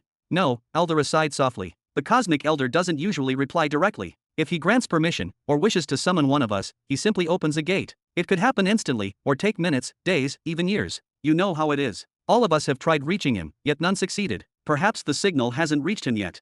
Ha! Robin could see it now, the smug, almost mocking smile curving Aldera's lips. She clearly didn't expect any reply. She just wanted to watch him wait, to see his confidence crumble little by little. Forget it, she added lightly, turning toward another pile of papers on her desk. There's another matter I wanted to discuss. First, we should. BZZZT. A bright door of light erupted open within the room, a rectangular portal, glowing steadily like a window to another plane. Its dimensions were no larger than a human door, yet it emanated an eerie stability that made the air itself tremble. Robin froze. This was unlike anything he had ever seen. Even his vast mastery over spatial laws could not sense the usual distortions that accompanied such openings. Impossible. Aldera shot to her feet, her eyes wide in disbelief. This is the Cosmic Elder's permission. She turned sharply toward Robin, stunned. This is the... But she stopped mid-sentence. Because Robin was already looking at her with a grin stretching from ear to ear, his eyes narrowed with triumph. Never in her life had she seen a smile more provoking, more unbearable. We still don't know if it's truly because of you, she snapped defensively. It could be a coincidence. Yeah, whatever you say, Robin replied casually, placing his hands behind his back as he began walking toward the glowing door. Let's go see how the dead old man is doing. Whoosh. Aldera exhaled deeply, a long breath she didn't realize she'd been holding. Bzzzt. Robin took 2 steps forward, and the world around him changed completely. Just a moment ago, he had been standing in a dim, enclosed chamber. Now, he found himself upon a vast, radiant shoreline. The sand was pale and shimmering, and the sound of waves filled the air like a song of peace and memory. Bzzzt. A ripple shimmered behind him. Aldera appeared beside him, scanning the horizon with alert eyes. Where is he? Where is the Cosmic Elder Zillan? She asked, stepping forward, her senses spread wide. Robin remained silent, turning slowly, his immense soul perception stretching far into the endless blue expanse. Then, after a few moments, he raised his hand and pointed toward the ocean. He's floating on a small boat, about 700 kilometers in that direction. What? Aldera gasped, eyes wide in disbelief, before vanishing in a flash of blue light. Bzzzt. The portal shimmered again. Oh, what a magnificent place, the voice said softly. Indeed, another voice followed, deeper and more deliberate. But doesn't it feel as though the very laws of this realm are twisted? Robin turned sharply, irritation flickering across his face, then froze. Standing behind him were Jabba and Shaddad, both staring around the luminous coastline like tourists. What the hell are you two doing here? Robin nearly shouted. Oh, but you said let's go, didn't you? Shaddad scratched his head, his expression as innocent as a child caught stealing sweets. We assumed you meant all of us. Never mind, Jabba sighed heavily, turning away. Let's go back, little brother. The master clearly doesn't want us interfering in his divine meeting. But when he turned toward the portal, its shimmering light was already fading into nothingness. The air rippled once, then silence. It's gone. Jabba blinked twice, confused. Tisk. Robin clicked his tongue in annoyance. Fine, stay here, both of you. Just keep quiet while I handle this. When I'm done with the mummy, we'll all leave together. His voice dropped to a tense whisper. Just pray he doesn't lose his mind again and repeat what he did last time. Jabba tilted his head, puzzled. What did you say, master? Repeat what? Robin exhaled through his nose, his step slow and deliberate as he descended from the spatial gates platform. That man you're about to meet, he said quietly, once tried to erase my energy gathering center, my entire soul domain, just to teach me a new law. Forcefully. But something went wrong, and I survived. Barely. He didn't mention the sudden appearance of the cosmic balance that day, or the punishment that struck the elder like divine retribution. That secret wasn't something even he fully understood yet. Something like that actually happened. Shaddad followed behind him, his brow furrowed. Then why come here? Why meet someone who tried to destroy you? For him, the idea was unthinkable. To touch another's cultivation was a sin beyond forgiveness, a declaration of eternal war. I don't know, Robin replied after a pause, rubbing the back of his neck. His tone softened. When I thought about a universe without him, something inside me panicked. The first thing I could think of was coming here, to see him, to understand, maybe even to help. He let out a short, almost bitter laugh. It's strange, realizing your fate is somehow chained to the life and death of someone who once tried to end you. Shhhhhh. A distant sound rose over the rhythmic whisper of the sea. Robin's expression hardened instantly. His eyes turned toward the horizon, his senses expanding like a storm. He's coming, he said quietly. Far out across the glittering expanse, a small boat raced toward them, slicing through the turquoise waters. The one pushing it, Aldera, was nearly frantic, her body tense, her energy flaring violently as she forced the vessel forward with all her strength. And there, sitting motionless in the boat, was a figure so frail that even the ocean breeze seemed strong enough to scatter him. The sun had scorched his skin into a leathery bronze, stretched thin across bones that jutted sharply beneath. His ribs were visible, his heart's faint rhythm trembling just beneath the surface. A ragged blindfold covered his hollow eyes. He had only one arm, and one leg. He was a ghost of life, a ruin of what once must have been a being of immeasurable power. Anyone else who saw him lying by the roadside would have left a crust of bread out of pity and turned away to spare their mind the ache of such misery. But Robin could not look away. To him, this was no crippled old man. This was the being upon whom the entire fate of the cosmos now rested. Shhhhhh. Tchhhhh. The boat slowed as it neared the shore, gliding to a stop upon the sand. Then, the frail old man turned his head toward Robin. The corners of his toothless mouth curved upward into the faintest of smiles, and he raised his single arm in greeting, his voice weak but clear, carrying across the gentle surf. Yo! Chapter 1685. Yo! Raising his only left hand, the cosmic elder Zillan displayed a smile so grotesque it seemed to distort the air around him. Is he alive? Jabba muttered, bending down to examine the newly arrived figure, or rather, what remained of him. By the heavens! Shaddad averted his gaze. His mind and heart, both obsessed with the idea of bodily perfection, recoiled violently at the sight. He could practically see the man's spine although he was standing face to face, and yet he was still there, breathing, smiling even. Yo! Robin, on the other hand, waved back with that same casual carelessness that defined him. Were you on a fishing trip, or did the current just sweep you away this time? Heh, heh, the old man chuckled as Aldera helped him put his frail arm around her neck to support him. To be honest, the current did sweep me away. I didn't have anything better to do, so I just let it carry me wherever it pleased.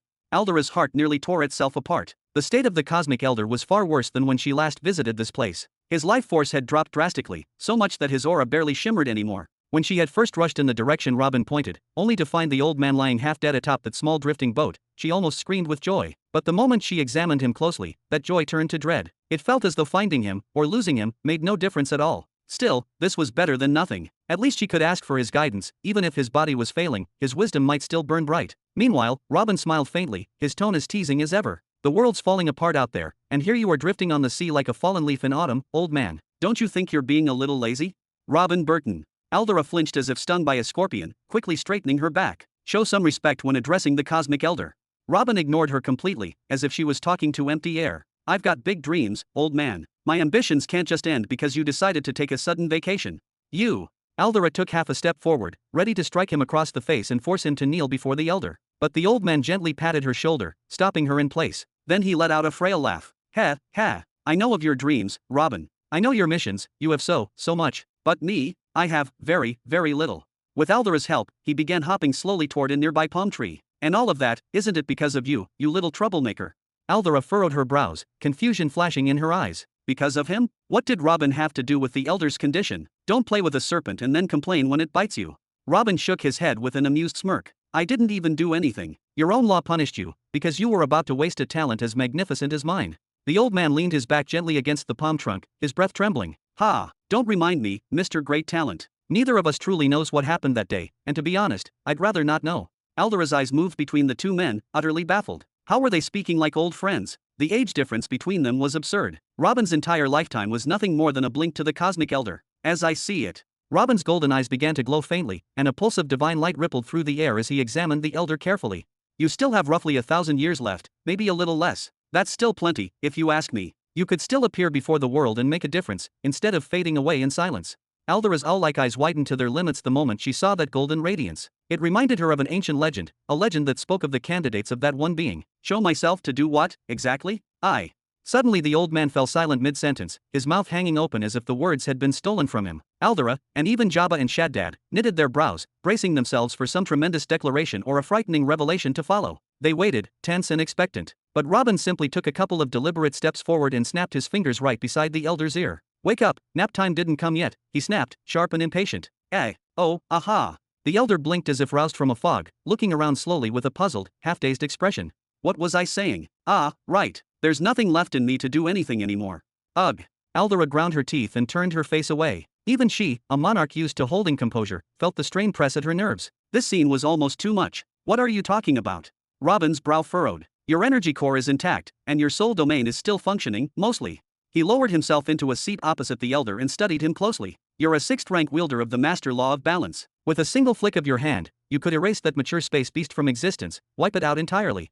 Shaddad and Jabba exchanged stunned looks. 6th rank of the master law of balance? The words felt heavy and dangerous. Instinctively both of them edged backward. The implication chilled them. The earlier let's go clearly hadn't included them. This was not a matter for bystanders. Have you forgotten, oh great prodigy? The elder lifted a trembling hand and patted Robin's neck twice in a weary, almost affectionate gesture. The master law of balanced exchange functions by exchange. What do I have left to trade to slay a mature space beast? My heart? My spleen? Oh, thinking back, I already traded a spleen once. Ha, a spleen. Robin chuckled lightly, amusement dancing across his features. Couldn't you just sacrifice a couple of islands or even a planet like you did with me? His laugh was teasing but edged with incredulity. The elder rested his head against the trunk of a nearby tree and turned his face toward the sky, as if searching the heavens for an answer. Killing those enormous things is exhausting beyond words. I can't simply throw away a planet or two to stop them. They consume such offerings. Imagine trying to kill you by sacrificing 2 sandwiches. Nonsensical. No, to slay one of them, I'd have to pay with what little life remains to me. Perhaps a vital organ. He closed his eyes briefly, pain flickering across his features. I can't even describe it properly. Conversing with you physically hurts me. Robin smiled, shaking his head as if to clear some wild thought. So what now? Have you decided to surrender? To live quietly until you die peacefully in your sleep after one last lavish fish meal? I wish, the elder muttered in a low voice, then shook his head with a shadow of resignation. But I know that won't be the fate I'll have. He sighed, the sound hollow. I will remain here until I sense my hour approaching, until those wicked creatures grow bold and move outward. Then I will rise and take my final task against the most evil and powerful among them. He turned his gaze toward Eldera, voice steady despite frailty. Afterward, I will entrust everything to the new generation. No. Eldera lashed out, waving her hand emphatically. Right now, those creatures are probing, feeling the pulse of the universe. They remain uncertain whether the rumors of your death are true. If you reveal yourself and kill one openly, you would confirm your survival to everyone, and that will unleash the true catastrophe. Her words trembled with dread and urgency. I'll remain here as a scarecrow, then, the elder nodded with a tired calm. But we cannot act without you. Eldera's panic rose. 2 space beasts have officially appeared and their numbers are growing. The academies cannot mobilize without a direct command from a higher authority. Without your signal, we will be reduced to warnings and condemnations. We will never unite to move as one. Her voice cracked with the weight of the possible collapse. I will go out and kill one last time, for your sake, for all of you, the elder conceded, voice firm despite the frailty that surrounded it. But what if you fail? What if the attempt is exposed or backfires? What if? What do you want from me, woman? The elder suddenly bellowed, cutting Eldera off in a burst of unexpected anger. We are talking about the day of my death here. Can you show a sliver of empathy? Chapter 1686. Before the cosmic elder's roar could fade, Eldera clenched her teeth so tightly her jaw trembled, then lowered herself until her forehead almost brushed the sand. Her voice was faint yet filled with shame. Forgive me. I let my emotions take control. Tisk. The old man clicked his tongue, then turned toward Robin with that same sly grin that mixed both mischief and decay. He tilted his head toward Eldera and said with mock amusement, women and their feelings, huh? Ha ha ha.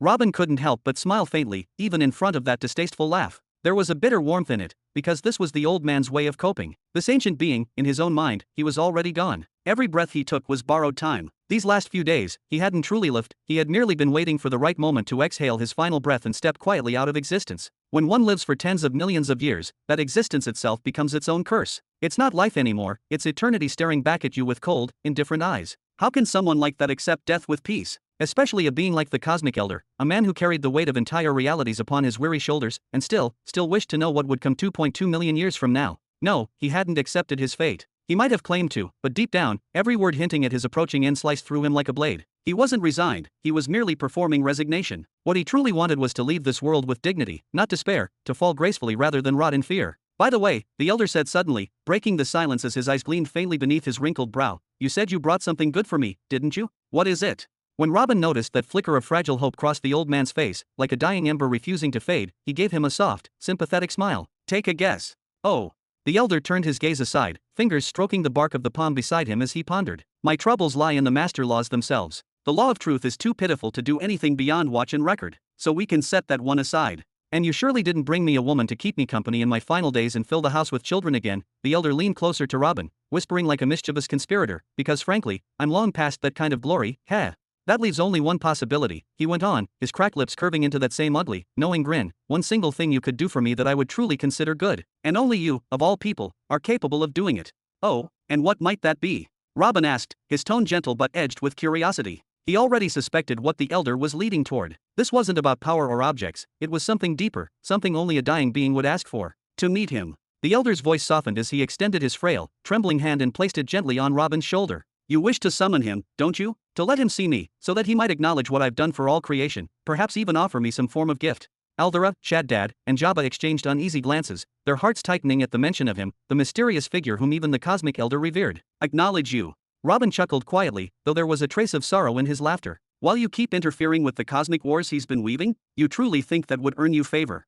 The old man's face didn't flinch. He only sighed, a deep, hollow sound that spoke of ages gone by. For someone like the Cosmic Elder, there was no treasure left unseen, no secret corner of existence left unexplored. The only mystery that still eluded him, the only regret that refused to die, was the all-seeing God himself. The one whose gaze saw through all timelines, all outcomes, all truth. The elder slowly withdrew his hand and let it rest on his lap, his back pressing weakly against the palm trunk behind him. His voice was almost a whisper now. I interfered a few times to halt the slaughter between living beings. I couldn't just stand and watch as everything bled into nothingness. But maybe he sees things differently. Perhaps he intends something beyond what my blind eyes can comprehend. For a fleeting instant, hope shimmered faintly in the dim glow of his face. But I held back the space beasts and the plague. I stopped them from consuming the cosmos itself. That must count for something, mustn't it? That should earn me at least one meeting with him, right? Robin exhaled softly, his voice weighed down by truth. He sees all, old man. When he appeared last time, he told me everything I had done during his absence. He's already watching you through the shard that resides within my soul domain. If he wanted to appear before you, he would have already. I'm sorry. Oh. The elder's lips trembled faintly as he nodded, his gaze growing distant. Then perhaps what I've given wasn't as significant as I once believed. He looked upward, toward the endless void above, his words trembling between irony and exhaustion. But who could I possibly blame? Even the law of balance itself turned its back on me, so how could that entity ever look my way? Pathetic. Truly pathetic. Robin said nothing. The image of that day, the golden scale descending from the heavens, shining with judgment, still haunted him. It lingered like an invisible weight in his chest, a memory too bright and too heavy to forget, pressing endlessly upon his soul. Fine, then there's truly nothing you can offer me, the old man muttered, his tone calm but steeped in quiet resignation. His weary gaze drifted toward the horizon, where the endless sea shimmered beneath the dying light. Stay here as long as you wish, rest if you must, then leave. But before you go, catch me a ton or two of fish. The tides have been restless lately, and my strength isn't what it once was. His voice faded at the end, as though the weight of centuries pressed upon his lungs. Your Excellency Cosmic Elder, we cannot simply depart like that, Aldera pleaded, taking a step forward. I still need your guidance. Please, tell me what to do. She approached Robin's side, her posture lowering in respect. How do I rally the other academies? How do I move them to act? Her voice trembled, caught between desperation and hope. Be strong. The elder scratched the top of his bald head with a few frail fingers, as if those words alone carried the answer to everything. That's all. Aldera blinked in disbelief. Please. I'm asking for more than a phrase. Teach me your methods, your words that once stirred whole generations to rise. How did you rally the scattered worlds, ignite their courage, make them believe in the purpose of their existence? Her tone grew heavier, her frustration slipping through. Every academy now either hides behind its walls or pretends not to hear me. They shut their gates, ignore my summons for the guardians and rulers to assemble. Only one academy, in Mid-Sector 101, promised me an audience soon. That was years ago. The elder's shoulders lifted slightly as he sighed, a dry smile curling at the edge of his mouth. He turned his head to the side, eyes tracing the waves. He murmured when he finally noticed Jabba and Shaddad standing silently behind. Robin spoke in his stead, his golden eyes narrowing slightly. Your Majesty, how did you reach such power and yet remain so naive? Most heads of the academies cling to their authority like parasites. They use their honorable stations as excuses to hoard wealth and fame, caring only for the status that power brings. None of them intend to sacrifice what they've built for the sake of others, much less for a cause larger than themselves. Aldera's brows furrowed, her expression torn between anger and understanding. Robin continued, his tone sharpening. They obey the Cosmic Elder only because he is stronger, because he gave the system its authority and could strip it away at any moment. It's not respect or history that binds them, it's fear. Strength is the only language they still understand. Only by power can you bend them to your will. They are my equals. Aldera shouted, her voice echoing through the still air. She gestured with both hands, her composure cracking. How can I attack academies that stand on the same level as I do? If I move against them, they'll call me insane, a tyrant who no longer knows friend from foe. I don't want to destroy them, I just want them to stand together against a shared enemy. Personal interests outweigh unity, Robin replied coolly, brushing the sand from his hands as he rose to his feet. Until the space beasts reach their own gates, no one will move. If you're not ready to control them, don't waste your breath hoping for their help. Aldera's shoulders sagged. Her heart sank deeper with every word. She knew he was right, and yet, she hated that truth. How could she possibly control them? Only someone like the Cosmic Elder could command that level of authority, that kind of reverence that silences worlds. Hey, dear Robin. The old man's voice broke through the tension again, carrying an odd tone, half amusement, half disbelief. His wrinkled face lit up with faint curiosity. Robin turned toward him, raising an eyebrow. Dear, since when do you call me that, old man? What is it now? That young man there, the elder said slowly, his arm trembling as he raised a crooked finger toward Jabba, is he, the gift you brought for me? Chapter 1687. Me. Jabba pointed toward himself in bewilderment, eyes widening as if trying to make sense of what he had just heard. Then he turned toward Robin, his tone half incredulous, half amused. I'm this gentleman's gift. No, you're not, Robin replied flatly, his voice calm but firm. He shifted his gaze back toward the Cosmic Elder, his brows tightening with visible irritation. Hey, focus on me, not over there. He came by mistake. What do you mean by mistake? The old man barked, his frail body jerking upright as if struck by lightning. He tried to stand but stumbled, then began hopping toward Jabba on one leg, his voice trembling with intensity. Can't you see what's happening to this boy's body? It's impossible. Then, shhhhhhhhk. The sound tore through the air. The bandage wrapped around the old man's face split open, unraveling like burned paper and falling to the ground. What lay beneath made the air itself shiver, two empty, hollow sockets where his eyes should have been. Some help here. Jabba yelped, trying to back away, but the old man's thin, withered hand clutched his wrist with unnatural strength, stronger than anything that frail form should have been capable of. And then, something began to change. Jabba froze, staring into the gaping voids in shock. Within those dark hollows, two orbs began forming, slowly, eerily, until green light pulsed from within them. Two radiant eyes, glowing with ethereal emerald brilliance. The eyes of truth. Jabba gasped. Oh. The old man let out a laugh that echoed across the island. His grin stretched unnaturally from ear to ear as he looked Jabba up and down. Good boy, haha. The heavens sent you to me, a perfect vessel, a blessed boy. Master, master. Jabba shouted, panic rising in his voice as he tried to pull free. He is your master. The old man turned sharply, releasing Jabba and facing Robin. You accepted this boy as your disciple. He's been my disciple long before you ever laid eyes on him, Robin answered, waving casually, though a flicker of warning crossed his gaze. And he'll remain that way. Humph, fine, then we'll share him, the elder said, still hopping closer on one leg. Lend him to me for a few centuries, and you can have him back later. Seems fair enough, doesn't it? No, thank you, Robin said dryly, shaking his head. I'd rather not see him end up like you. Don't be so stubborn and narrow-minded, the old man roared, and this time his voice thundered across the island, shaking the very stones beneath their feet. The weakness that had laced his tone moments ago vanished completely. He thrust his bony finger toward Jabba. Are your fourth-grade golden eyes so useless that you can't see what I see right now? He took a deep breath, the glow in his green eyes intensifying. This boy, he possesses a natural affinity toward the path of balance. No, it's more than that. His body itself radiates balance energy. Even I, in all my youth and power, never possessed such a gift. He turned sharply back to Robin, his voice almost reverent. Plus he is only at the first stage, with no patterns carved into his energy-gathering center's walls or soul domain, he can already begin learning the master law of balance. This boy is no mere disciple, he's a miracle. A gift from the heavens themselves, sent for me to pass down my legacy. This. Aldera's expression softened, her eyes widening slightly as they returned to Jabba. She no longer saw him as a subordinate dragged along behind Robin, there was something different now, something that shimmered between awe and disbelief. She couldn't sense the affinity the cosmic elder spoke of, yet, if there was even a chance it was true. Aldera took a few slow steps toward Jabba, her tone trembling with wonder. That's incredible, his very existence could change everything. Of course, imagining Jabba suddenly ascending to become a 6th-grade master law wielder capable of protecting the world was fantasy, wishful thinking at best. But that didn't matter. The plan didn't require such a miracle. If the cosmic elder simply appeared publicly, declared Jabba his disciple, and allowed him to display even the first stage form of balance before the gathered academies, then retreated again into secrecy, it would be enough. Enough to silence the rumors, enough to restore unity. At that point, no one would dare question the elder's physical frailty. The mere knowledge that the cosmic elder had taken on a successor, a living disciple training under him, would rekindle faith across the entire world. A new symbol, a new torchbearer for the coming era. Would that alone stop the space beasts or the plague? Likely not. But it would be enough to bring the scattered academies back together under one banner once again. Both of you, restrain yourselves, Robin said sharply, cutting through the tension like a blade. Jabba didn't come here to be offered as a gift to this old man. Then he turned to meet the elder's glowing green eyes head-on. His voice dropped, low but commanding. And secondly, my apologies, but your vision isn't sharp enough to make such judgments. Jabba has no affinity toward balance. He knows nothing about it. What nonsense are you speaking? The elder barked, pointing behind him in frustration. Forget my eyes, do you think I've gone mad and can no longer sense balance energy in a body? That's not affinity, Robin said firmly. His body began to radiate golden light, brighter and brighter until intricate patterns shimmered across his skin, forming divine runes of energy. He raised his hand slowly, and something began to take shape above his palm, a golden scale. Ah! The old man, in his burst of excitement, completely forgot that he only had a single leg. He tried to take a proud step back, only for his balance to betray him. With a graceless wobble and a startled grunt, he tumbled backward to the ground. Yet even as dust rose around him, he ignored the fall entirely, thrusting his trembling hand toward the radiant object before him. That is, he stammered, voice filled with disbelief and awe. Yeah, Robin replied nonchalantly, his tone light yet confident. My encounter with you actually helped me accelerate my comprehension of the first stage of the balance law. Quite the productive meeting, wouldn't you say? Thanks, by the way.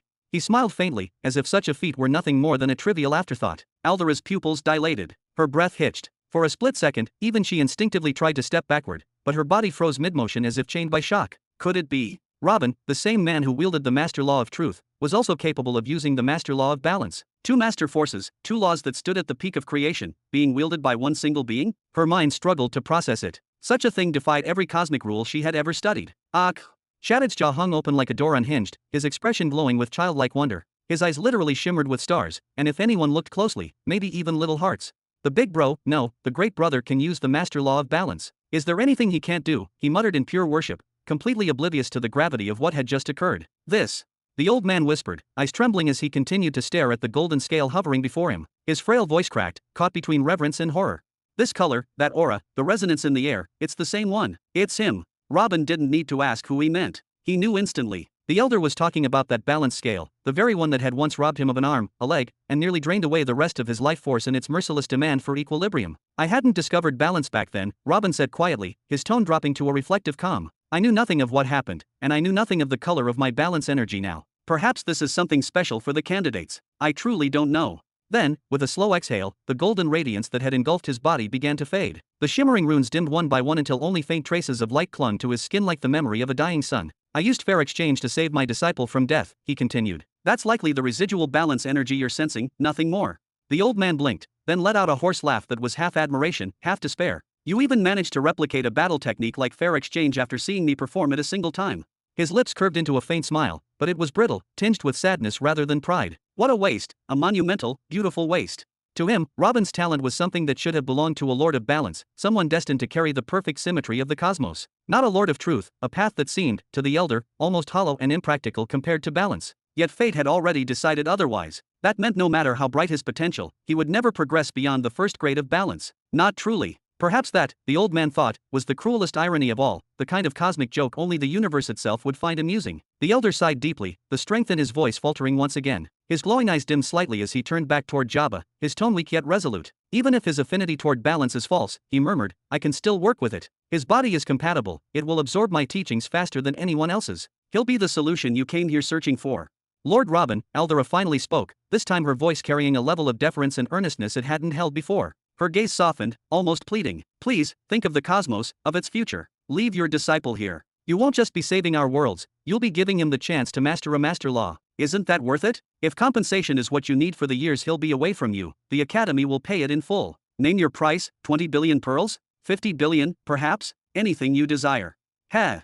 Robin sighed lightly, rubbing the bridge of his nose as though he were massaging away the headache of dealing with persistent fools. He tilted his head toward Jabba with a faint, teasing smirk. Hey, kid, he said casually, though there was a sharpness in his tone. You want to learn the master law of balance? Little spoiler for you, that law's foundation is sacrifice. Everything it grants you, it takes something in return. And if you walk far enough down that path, he tilted his chin toward the fallen elder, you'll probably end up like him. Chapter 1688. Jabba instinctively turned his gaze toward the old man again, but this time, it wasn't a look of pity or sympathy like before. His expression shifted, and his body subtly tensed. It was as if, for a fleeting moment, he was staring at a reflection of his own possible future. If he ever chose to inherit the master law, would that truly be what awaited him? A broken body, a fading life, an endless solitude masked beneath power beyond imagination? Do not let your master's words decide your destiny, he tends to exaggerate. Aldera's voice cut through his thoughts as she stepped forward, her presence commanding yet elegant. The man you see before you is none other than the cosmic elder, Zillan. With a single word, he can summon every stellar academy scattered across the sectors. With a single gesture, he can annihilate the behemoths themselves. Because of him, the universe has enjoyed peace for tens of millions of years. It was he who banished the space beasts beyond the rim of existence, who shattered the abyss of doom. He is a hero of legends, the unshakable pillar that holds the fabric of creation together. Jabba's mouth fell slightly open, the words circling in his mind like distant echoes. He turned toward Shaddad, confusion written across his face. What exactly are the academies? Who are the behemoths? What are space beasts? And what is the abyss of doom? Aldera blinked in disbelief, then slowly turned her gaze toward Robin with an expression somewhere between anger and exasperation. What have you even been teaching your disciple? Laws, and stuff. Robin gave a lazy shrug, eyes wandering off as if he found the sky suddenly fascinating. The old man exhaled heavily, trying to steady his breath. Young one, he began, forcing a faint, almost fragile smile that faltered halfway. My inheritance does not merely consist of the 6th degree of the law of balance. I would not just make you a great power in the cosmos. He paused, his tone deepening. Though I have never cared much for wealth or resources, riches always came to me, like dust drawn to a storm. Each time I vanquished an enemy, treasures rained at my feet. My vaults overflow with relics and artifacts beyond comprehension. If you inherit me, the wealth of Antiras and Morphus would seem laughably insignificant before your eyes. Wow! Jabba's eyes widened in astonishment, shimmering with naive curiosity. He turned toward Shaddad and asked innocently, who's Antiras, and who's Morphus? Shaddad didn't answer, he couldn't. Sweat ran down his temples in silence. His mind was still paralyzed at the memory of the eye of truth that had emerged on the old man's forehead moments earlier. Arg! Elder Zillan suddenly clutched his chest, groaning softly as pain rippled through his ancient frame. How could he possibly reason with this rustic youth? How could he offer temptation to someone who had no grasp of what temptation meant? It was like trying to convince an ant that it would one day sit upon a throne of stars. I don't really know about all that, Jabba admitted, scratching the back of his head as he often did when lost in thought. Power and status sound inspiring, sure, and the wealth you mentioned could really help the true beginning empire grow stronger. He paused for a long moment, then turned his gaze toward his mentor. You told me to seek your counsel before choosing any law, master. So, do you approve of balance? Absolutely not. Robin waved dismissively, his tone sharp but calm. If you're simply curious, I'll lend you a scroll containing the first stage later. But don't walk that path. Then it's settled. Jabba nodded decisively, then turned back toward Aldera and Zillan, then bowed slightly. My apologies. The old man stood motionless, his mind blank for a heartbeat. Then he turned toward Robin. Do you even understand what you've just done? I saved my disciple. Robin's voice was steady as he looked at the old man. I know balance is one of the most practical master laws in any battlefield, but in your quest to suppress every threat, you've had to suppress yourself along with them. You've lived for tens of millions of years, yet those years were soaked in pain and loneliness. Why would you want to curse another soul with that fate? He took a step closer, his tone darkening with quiet conviction. You claim to hold treasures greater than the richest behemoths, yet you can't even restore your own life vein, nor add a single drop of vitality. The seal of balance binds you, for what is taken by a master law can never be restored by ordinary means. You may have refined entire planets, sculpted stars with your will, but even those worlds cannot return one heartbeat to your dying heart, nor rebuild the limbs you've lost. Then, with a quiet sigh, Robin added, "It makes me wonder, Elder, did you truly live apart from the world because you despised fame and power? Or was it because you were drowning in agony, and isolation was the only way to hide it, to keep anyone from seeing your suffering or hearing your screams?" His eyes softened, voice low but cutting. "Now, after burning your very body for countless emergencies and sacrifices, you'll leave this universe in the same state it was before your rise. Despite everything, you couldn't create lasting peace. Sacrifice, no matter how noble, isn't always the answer. Sometimes, the greatest act of love is to keep living for those you wish to protect. You." Aldera's voice thundered like a whip through the air as she swung her arm with force, her aura igniting around her like a blazing storm of starlight. "After everything the Cosmic Elder has done for us, for the universe itself, you dare speak such insolent words against him? Ha!" The old man raised his frail hand toward Aldera, motioning for her to calm down, his expression somewhere between amusement and exhaustion. "No need to make this personal, young man," he said to Robin, his voice trembling yet oddly composed. "If you don't wish for him to become my successor, then so be it. I won't force him. I have learned from my past mistake, the hard way." His tone dimmed with every word. Then, with a slow surrender, he allowed the pull of gravity to take him. His body leaned backward until he landed softly on his back, staring blankly at the void above. "And now, just let me rest for a while." The final words came out heavy, soaked with weariness and regret. There was sorrow in them, pure, unfiltered, ancient sorrow. The faint spark of hope that had briefly lifted the old man out of his silent, stagnant existence had vanished once again. He had fallen back into his emptiness, only now, it was even deeper, darker, more absolute. But Robin didn't flinch. He neither pitied nor feared him. His expression remained still, sharp, unwavering. "Hey, old man," he said evenly, his golden eyes reflecting the dull starlight above them. "You haven't even heard what I have to say yet. How could I possibly leave now?" "You have nothing that can benefit me, boy," the elder replied sharply, his voice cutting like brittle steel. "Do not let arrogance cloud your sense of reality. The only reason I tolerated your presence here was because I desired a brief conversation, something to distract me from the dreary company of those dull, pompous academy heads. Nothing more." His tone grew colder with each word, and the air seemed to thicken with the weight of his disdain. "I know you are gifted, perhaps even a prodigy, but certainly not to the godlike level you imagine. And if you've come to waste my time with talks of alliances, councils, or those ridiculous interstellar conventions you love so much, then save your breath. I have neither the time nor the patience for such drivel." He turned away, curling his only arm beneath his head like a pillow. "Go catch a few fish for me, if you please, and then take your companions and leave me in peace. Let an old man sleep." "I know," Robin began quietly, his voice low yet steady. "I know my age, my words, and my existence mean little in your eyes. You've lived longer than most stars. You've faced true power and fought against real, ancient evils. You are a hero, no one can deny that." He paused, taking a single step closer, his tone softening. "And yes, to try giving you advice might indeed seem foolish." Then his expression shifted, a faint smirk forming as golden light flickered behind his eyes. "But still, I am a genius to that extent. Don't forget," he leaned forward slightly, his voice almost a whisper, "I'm the only one who's ever been given the chance twice." Aldera blinked in confusion, her brows furrowing. Shaddad and Jabba exchanged bewildered looks, as none of them understood the meaning behind those cryptic words. But the cosmic elder Zillan remained silent, not because he was confused, but because he understood too well. Even if this youth was exceptional, what of it? He was still young, too young. His light was fresh, unstable, not yet tempered by time or tragedy. Perhaps, if they were to meet again a million years from now, that same brilliance would be enough to move the heavens. Perhaps his golden eyes could then truly pierce the mysteries of the cosmos and find a solution. But now, at this moment, he was still nothing but a child, full of passion and empty of proof. His power was small, his wisdom, shallow. All he had was that sharp tongue of his. The air trembled. In that instant, the light in Robin's eyes blazed to life once more, twin suns erupting in the dim void. The golden radiance pulsed outward, flowing through his veins and along his skin like rivers of liquid fire. Within seconds, the light shaped itself into intricate, ancient markings that spread across his entire body, golden runes of power that traced every inch of his form, even etching delicate lines across his face. Aldera and the others stepped back instinctively as the pressure around them changed. The space itself seemed to vibrate, reality bending, responding, acknowledging him. Then Robin slowly lifted his right hand, his movements deliberate, calm, almost ceremonial. A faint hum filled the air, deep and resonant, as something began to take form above his palm, something both beautiful and terrifying. It appeared at first to be a simple golden ring, hovering weightlessly in the air. But upon closer look, that illusion shattered. The ring was alive. It moved. It twisted. It was a serpent of radiant gold, coiling endlessly upon itself, a devouring Ouroboros that consumed its own tail again and again. Each time it took a bite, its size swelled slightly, feeding upon its own existence in an infinite cycle of hunger and creation. Robin's voice broke the silence, calm yet echoing with a quiet, divine certainty. "Get up, old man," he said. "I can fix you." Chapter 1689.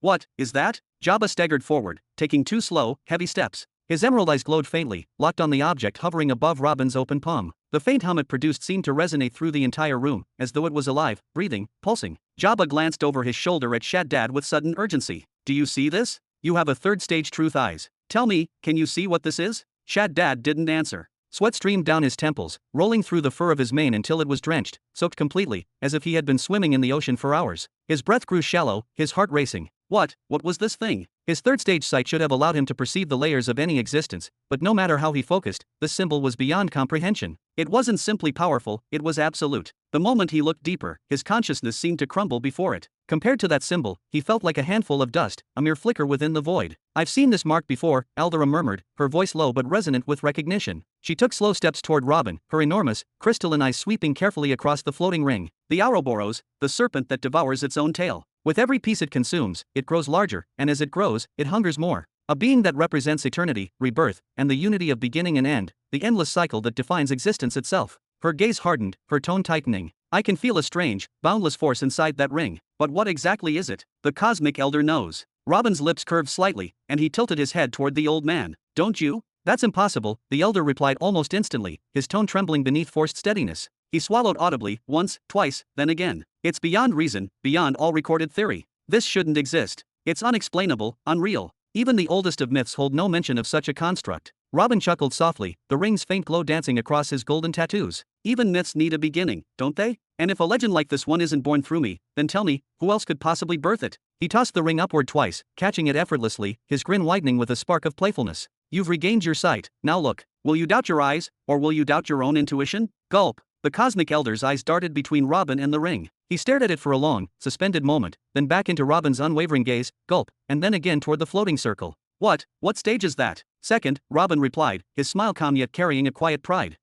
Impossible." The Elder's voice cracked, his entire body convulsing as if struck by lightning. "How can you use that power?" "These golden runes all over my body," Robin said, stretching his arms out slowly, his skin shimmering as faint golden runes lit up across his flesh. "They're my ability. Through them, I can channel and embody any law at any stage I desire with complete mastery. A full 100% of its potential strength. Beautiful, isn't it?" Aldera furrowed her brow deeply, her patience visibly wearing thin. The mystery, the cryptic talk, it was driving her insane. "What are you two even talking about? What stages, and what?" "Shush." The Elder raised a trembling finger to his lips, his voice barely a whisper. How did you obtain it? No, more importantly, how did you reach the second stage of it?" "I obtained the first stage centuries ago," Robin said nonchalantly, "by merging death and destruction, symbols of consumption, with life and reshaping, symbols of expansion. Together, they formed the Ouroboros, the emblem of eternal creation. Honestly, it was the easiest master law I ever claimed." He began tossing the glowing ring lightly between his hands. The three standing at the side froze, eyes widening to their limits as the realization sank in. "As for the second stage," Robin continued, his tone calm yet filled with the weight of centuries, "it came naturally after constant use. I've relied almost entirely on this law in recent years, it became an extension of my existence.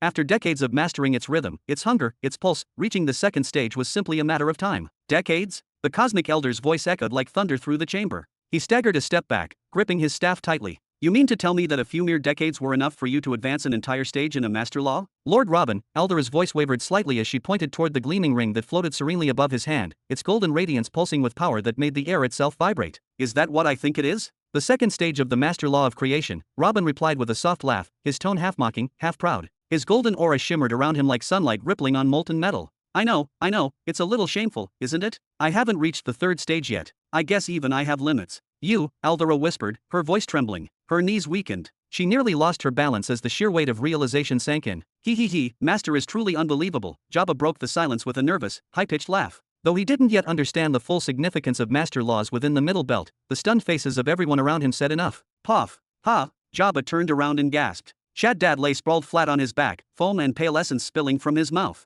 "Ah, little brother. Wake up, you can't faint at a time like this." "Come now, old man," Robin spoke with that familiar teasing calm as he continued tossing the golden ring between his palms, the Ouroboros gleaming with every rotation. "You know exactly what this means, and I know that you know." Gulp, gulp, gulp. The Cosmic Elder's throat worked as though he were swallowing stones. His wrinkled hands trembled slightly, and his ancient eyes that had seen the rise and fall of countless ages, darted rapidly between Robin's golden irises and the ring that spun above his hand, radiating eternity. Can you truly do it? He muttered, his voice unsteady. Can you really restore me? The door is open, Robin shrugged, his tone light, almost playful. If my master law of creation transcends the level of the master seal of balance within you, it can rewrite what was thought immutable. However, he raised a single finger, I've only reached the second stage. I can't wave my hand and make you young again, not yet. Understood, understood. The elder nodded rapidly, almost desperately, as he rose onto his knees. His every motion betrayed the mixture of exhaustion and flickering hope burning in his chest. There is some kind of hope at least. But you, Robin continued, his tone deepening, you weren't born a 6th grade wielder. You started from nothing, you clawed your way to greatness through endless sacrifices. Since the day you first touched the first stage of balance, you've been offering up parts of yourself piece by piece.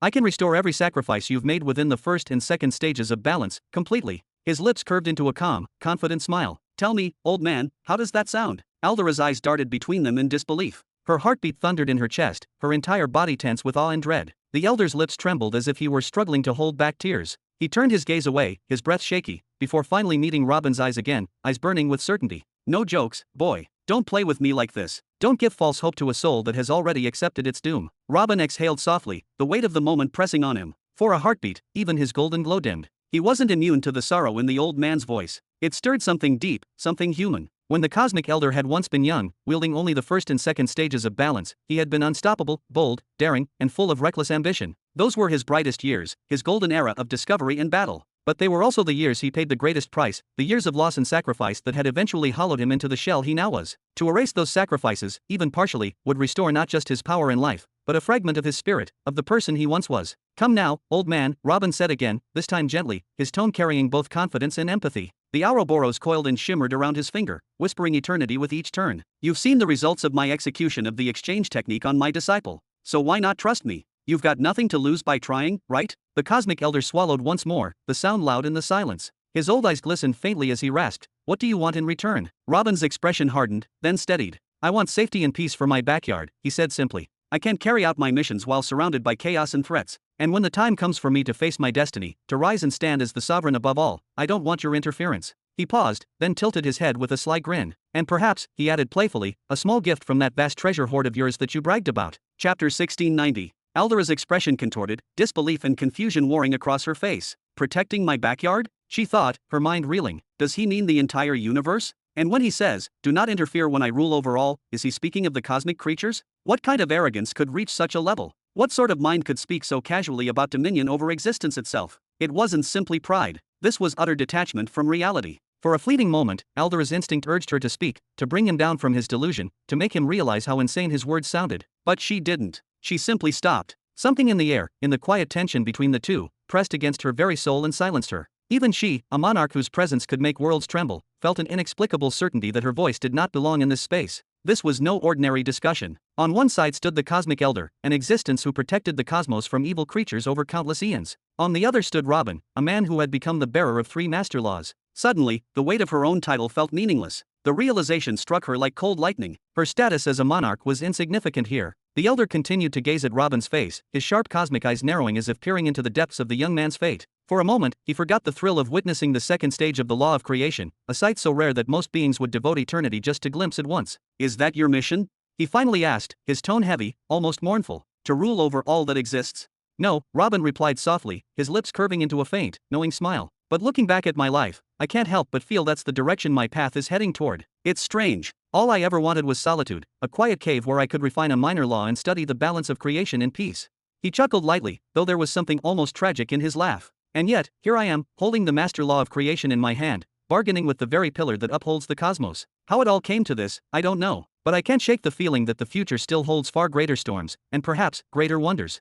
The old man's expression softened, yet a flicker of sternness remained. As for the so-called protecting your backyard, he said slowly, that is a duty I chose of my own will. We may ignore that request. But when it comes to not interfering with your reign, understand this, I have never cared how the beings of the universe govern themselves. I've never meddled with the formation of empires or the crafting of internal laws. His voice hardened, a note of ancient conviction slipping through. But I did destroy those who reign through cruelty, empires that enslaved the innocent, rulers who spread corruption and despair. I cannot see evil and walk away from it. Robin's smirk deepened, and the golden lines upon his arms shimmered faintly. You can visit my dominion anytime you wish, he said with casual confidence. You'll see nothing but the opposite of what you call evil. Every world under my sovereignty blossoms. Civilizations rise, knowledge thrives, and life itself evolves. Isn't that, in the end, the true purpose of a truth chosen? He raised an eyebrow twice, teasingly. So then, old one, shall we call this an agreement?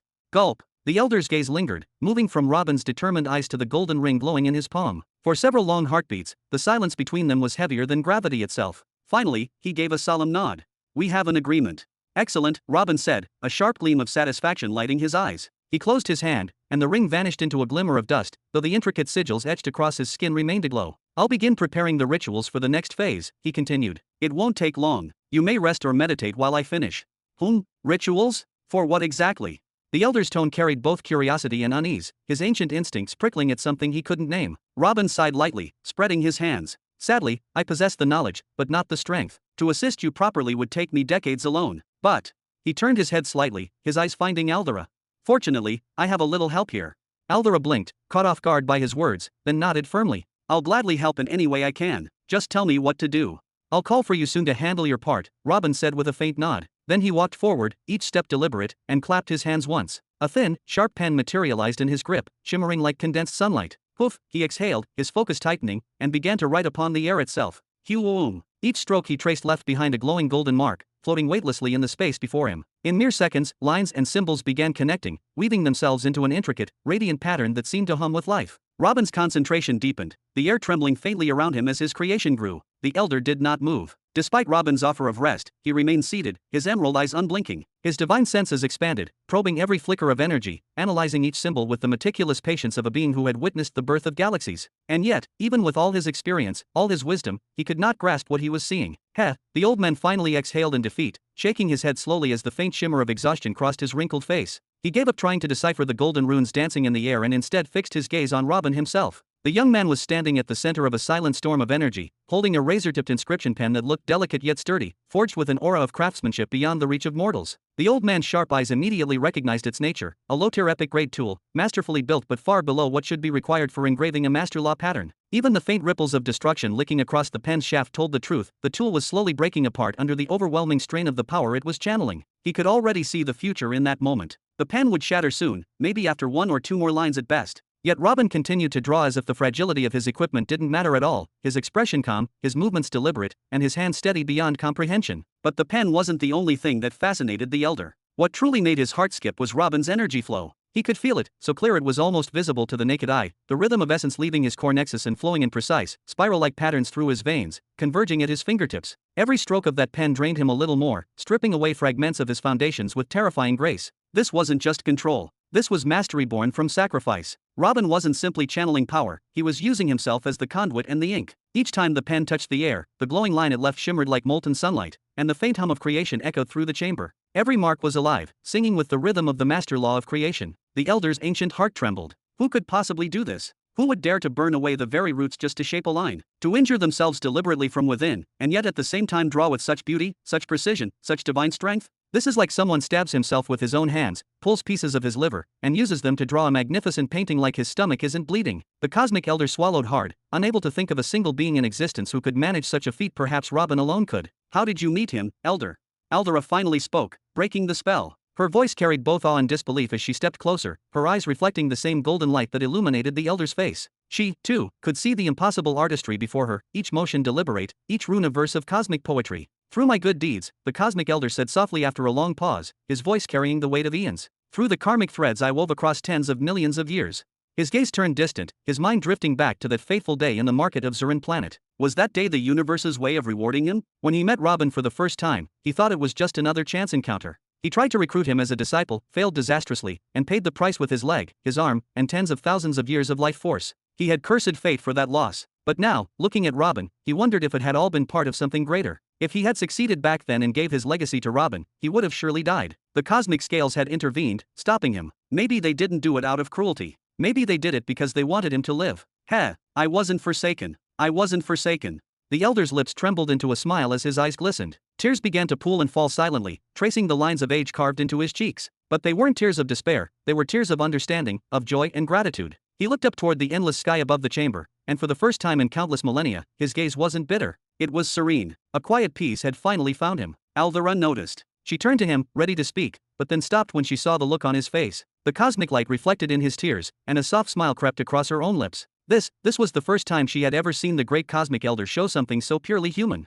After what felt like an eternity, the elder exhaled a long, shaky breath and lowered his head again. His neck ached, his joints protested, but his heart felt strangely light. He turned his glowing green eyes back toward Robin, narrowing them as he tried once more to analyze what he was witnessing. He already gave up trying to see what the creation patterning means, but he was really curious about the golden patterning on Robin's body. Complex spirals and sigils that formed across his arms, shoulders, and neck, then crept toward his cheekbones. The golden runes pulsed in rhythm with his heartbeat, alive, conscious, almost sentient. And then he finally met eyes with Robin's golden eyes that Chapter 1691. The cosmic elder let out a startled cry, as though a venomous serpent had bitten him. He jerked his head away and clutched his only hand over both eyes in pain. Elder! Aldera rushed to his side, alarm flooding her voice. What's wrong? What happened? I don't know. I was just. The old man tried to look again in Robin's direction, wanting to understand the source of that sudden, stabbing pain. I wouldn't recommend doing that, came Jabba's voice from behind. His tone was casual, but there was a knowing edge in it. That thing hurts, I know, I've tried. The elder turned toward him, confusion deepening his wrinkles. What do you mean, hurts exactly? What is it that hurts? You tried peeking into the master's eyes, didn't you? Jabba tilted his head toward him while still trying to revive Shaddad. Happened to me once. Feels like a needle stabbing straight into your eyeball. You can't help but shut them tight after that. He then forced open Shaddad's mouth and started stuffing sand into it. I once looked briefly into little brother Shaddad's eyes, mine are first grade, his are third, and even then, I never felt that kind of pain. It's something unique to the master. Wait, cough. Shaddad suddenly gasped awake, sputtering and blinking rapidly as he tried to grasp where he was. Damn it, wasn't that all a dream? Nope, Jabba smirked, patting him on the shoulder before giving him a playful kick. Now go take a swim. You're soaked in sweat. That's an order from your big brother, and you stink. The old man watched the two bicker for a few moments before exhaling a tired sigh. So that's how it is then. What did you understand, elder? Aldera asked softly, tilting her head. When that golden scale appeared in his hand, I felt a faint suppression pressing on me, the elder murmured, eyes distant. I'm a 6th grade wielder, and that scale was merely 1st grade. I thought it was my imagination, shot from seeing someone wield the master law of balance, but it seems I was not imagining it after all. He turned toward Robin again, his expression heavy with realization. His golden eyes of truth hold an inherent authority, an overwhelming pressure, over all other eyes of truth. And for some reason, even the other master laws he wields carry traces of that same dominance, suppressing anyone who commands the same law. That's impossible. Why would? Aldera frowned deeply, before her eyes widened slightly as if remembering something dreadful. Is it because of that entity? Just one look into Robin's golden eyes had been enough for her to recognize his nature. He was a candidate of that ancient being. I always wondered, the elder continued, voice now softer, reflective, why that golden radiance exists, why it draws attention and exposes the identity of its candidates. For a time, I believed it was meant to make their trial harder, to sift the strongest from the rest. Later, when I saw the unique blessings each candidate possessed, I thought the color came from those blessings. He looked at Robin once more, not daring to gaze into his eyes directly this time. But now that I've confirmed his power can suppress even other wielders of master laws, it makes me wonder. The old man's gaze lingered on Robin's serene face, his voice dropping to a near whisper. Just what kind of being is that entity? Aldera fell silent as well, her expression tight with unease. The mere presence of a candidate could make a 6th-stage wielder feel some oppression? The thought alone sent chills through her. Why would any being need such power, to grant it to mortals of all things? It was terrifying beyond measure. How discouraging, the elder finally muttered, lifting his hand to his face once more. Boom, with a strange, soft sound, both his eyes detached and appeared in his palm as two glimmering crystal orbs. Without hesitation, he tossed them into the sea. Plop! Whoosh, whoosh, a wave of motion rippled through the water as countless small fish leapt up, fighting each other over the shining orbs. Master! Aldera's voice broke in shock. What did you just do? Shush, leave me a shred of dignity, girl, the old man muttered, slumping backward as if too weary to stand. Slowly, he drew a bandage down over his now empty sockets. It wiped the floor enough for one day. Aldera didn't utter a single word, she simply crossed her arms, her gaze fixed on Robin, brows furrowed with a mix of curiosity and worry. It was only natural for the cosmic elder to feel a sting of frustration after being suppressed not once, but twice, by someone who, in his eyes, was still barely out of childhood. His only real comfort now was to convince himself that this suppression didn't come from Robin's personal strength, but from that ancient, incomprehensible entity backing him. As long as he could cling to that belief, he could still preserve a fragment of dignity, enough courage to face the cosmos once more without feeling small. Time trickled by, minutes bled into hours. The old man lay flat on his back, pretending to rest, his frail-looking body floating slightly above the soft grass as he stared into the endless sky. The shimmering constellations reflected faintly across his skin. Yet despite his stillness, his sole perception was honed razor-sharp, locked on Robin like a predator waiting for movement. The engraving Robin was forming in the air had long stopped resembling any recognizable sigil or runic formula. It was chaos incarnate, an impossible constellation of luminous golden threads twisting and weaving, splitting and reconnecting in fractal layers. Every line shimmered with purpose yet looked utterly random. Each filament was so fine that even with enhanced perception, one had to strain and focus deeply just to catch a glimpse. But that wasn't what truly unnerved the elder. No, what chilled him was the fact that Robin's energy level had already dropped to the third stage, and yet he continued to sink deeper without pause. His spiritual essence was burning steadily, feeding the golden construct with his very foundation. What would happen if he exhausted his energy before finishing the engraving? Would his body collapse? Would his soul fracture from the rebound? The thought alone sent tremors down the elder's spine. And then, after what felt like an eternity suspended between awe and dread, phew, Robin exhaled, long and calm, dragging the back of his hand across his damp forehead. A tired but satisfied smile crept onto his lips. That's it. My first time ever completing a full formation mold. Let's see if it actually works this time. He turned toward Eldera and lifted his arm in a casual beckon. Your Honor, the next step belongs to you. Tell me what I need to do. Eldera strode forward, her voice firm, her expression as composed as the ruler she was. Just channel a flow of your energy into the pattern, Robin said, stepping back with deliberate care. Once you do, the formation will handle the rest on its own. Eldera raised an eyebrow at his sudden caution but followed his instruction nonetheless. She stepped closer to the glowing mass of lines, raised a single finger, and released a steady current of energy. Whoosh! Clutch! Whoo! Her brow furrowed sharply as she felt a jolt. The pattern had seized her energy stream instantly and began sucking it in like a living creature, pulling directly from her core without permission or restraint. It's draining me. Don't stop it. Robin shouted from behind her, voice laced with both urgency and excitement. If the energy flow breaks before it finishes charging, we'll lose everything and have to start from scratch. Do as he says, girl, the cosmic elder barked, suddenly sitting up straight, tension snapping through his voice. Very well, Eldera muttered through gritted teeth. Though she agreed, she kept her soul senses wide open, wary of what might happen next. Minutes dragged on. The energy transfer grew heavier, the air itself trembling from the pressure. And then, before their eyes, the engraving began to transform. The thin, almost invisible filaments expanded until each strand resembled a golden ribbon as wide as her palm. The once soft glow became a searing brilliance, flooding the island with radiant light. Even the sky itself turned gold, as if the heavens bowed before the creation law at work. Eldera gasped quietly, she could feel the drain. Nearly a quarter of her total reserves were gone, devoured in moments. That much energy would have taken weeks of absorbing primordial chaos to gather. It was enough to cast 7 stage techniques capable of annihilating continents. Yet all of it was consumed by a mere second stage pattern. So this was the difference between fundamental laws and the master laws. The realization sent a chill down her spine even as the heat of her energy burned through her veins. Whoosh! At last, the last trace of her energy vanished into the pattern. The golden light dimmed, leaving behind a perfect, intricate sigil floating in the air, stable, alive, and humming like the heart of a newborn star. There we go.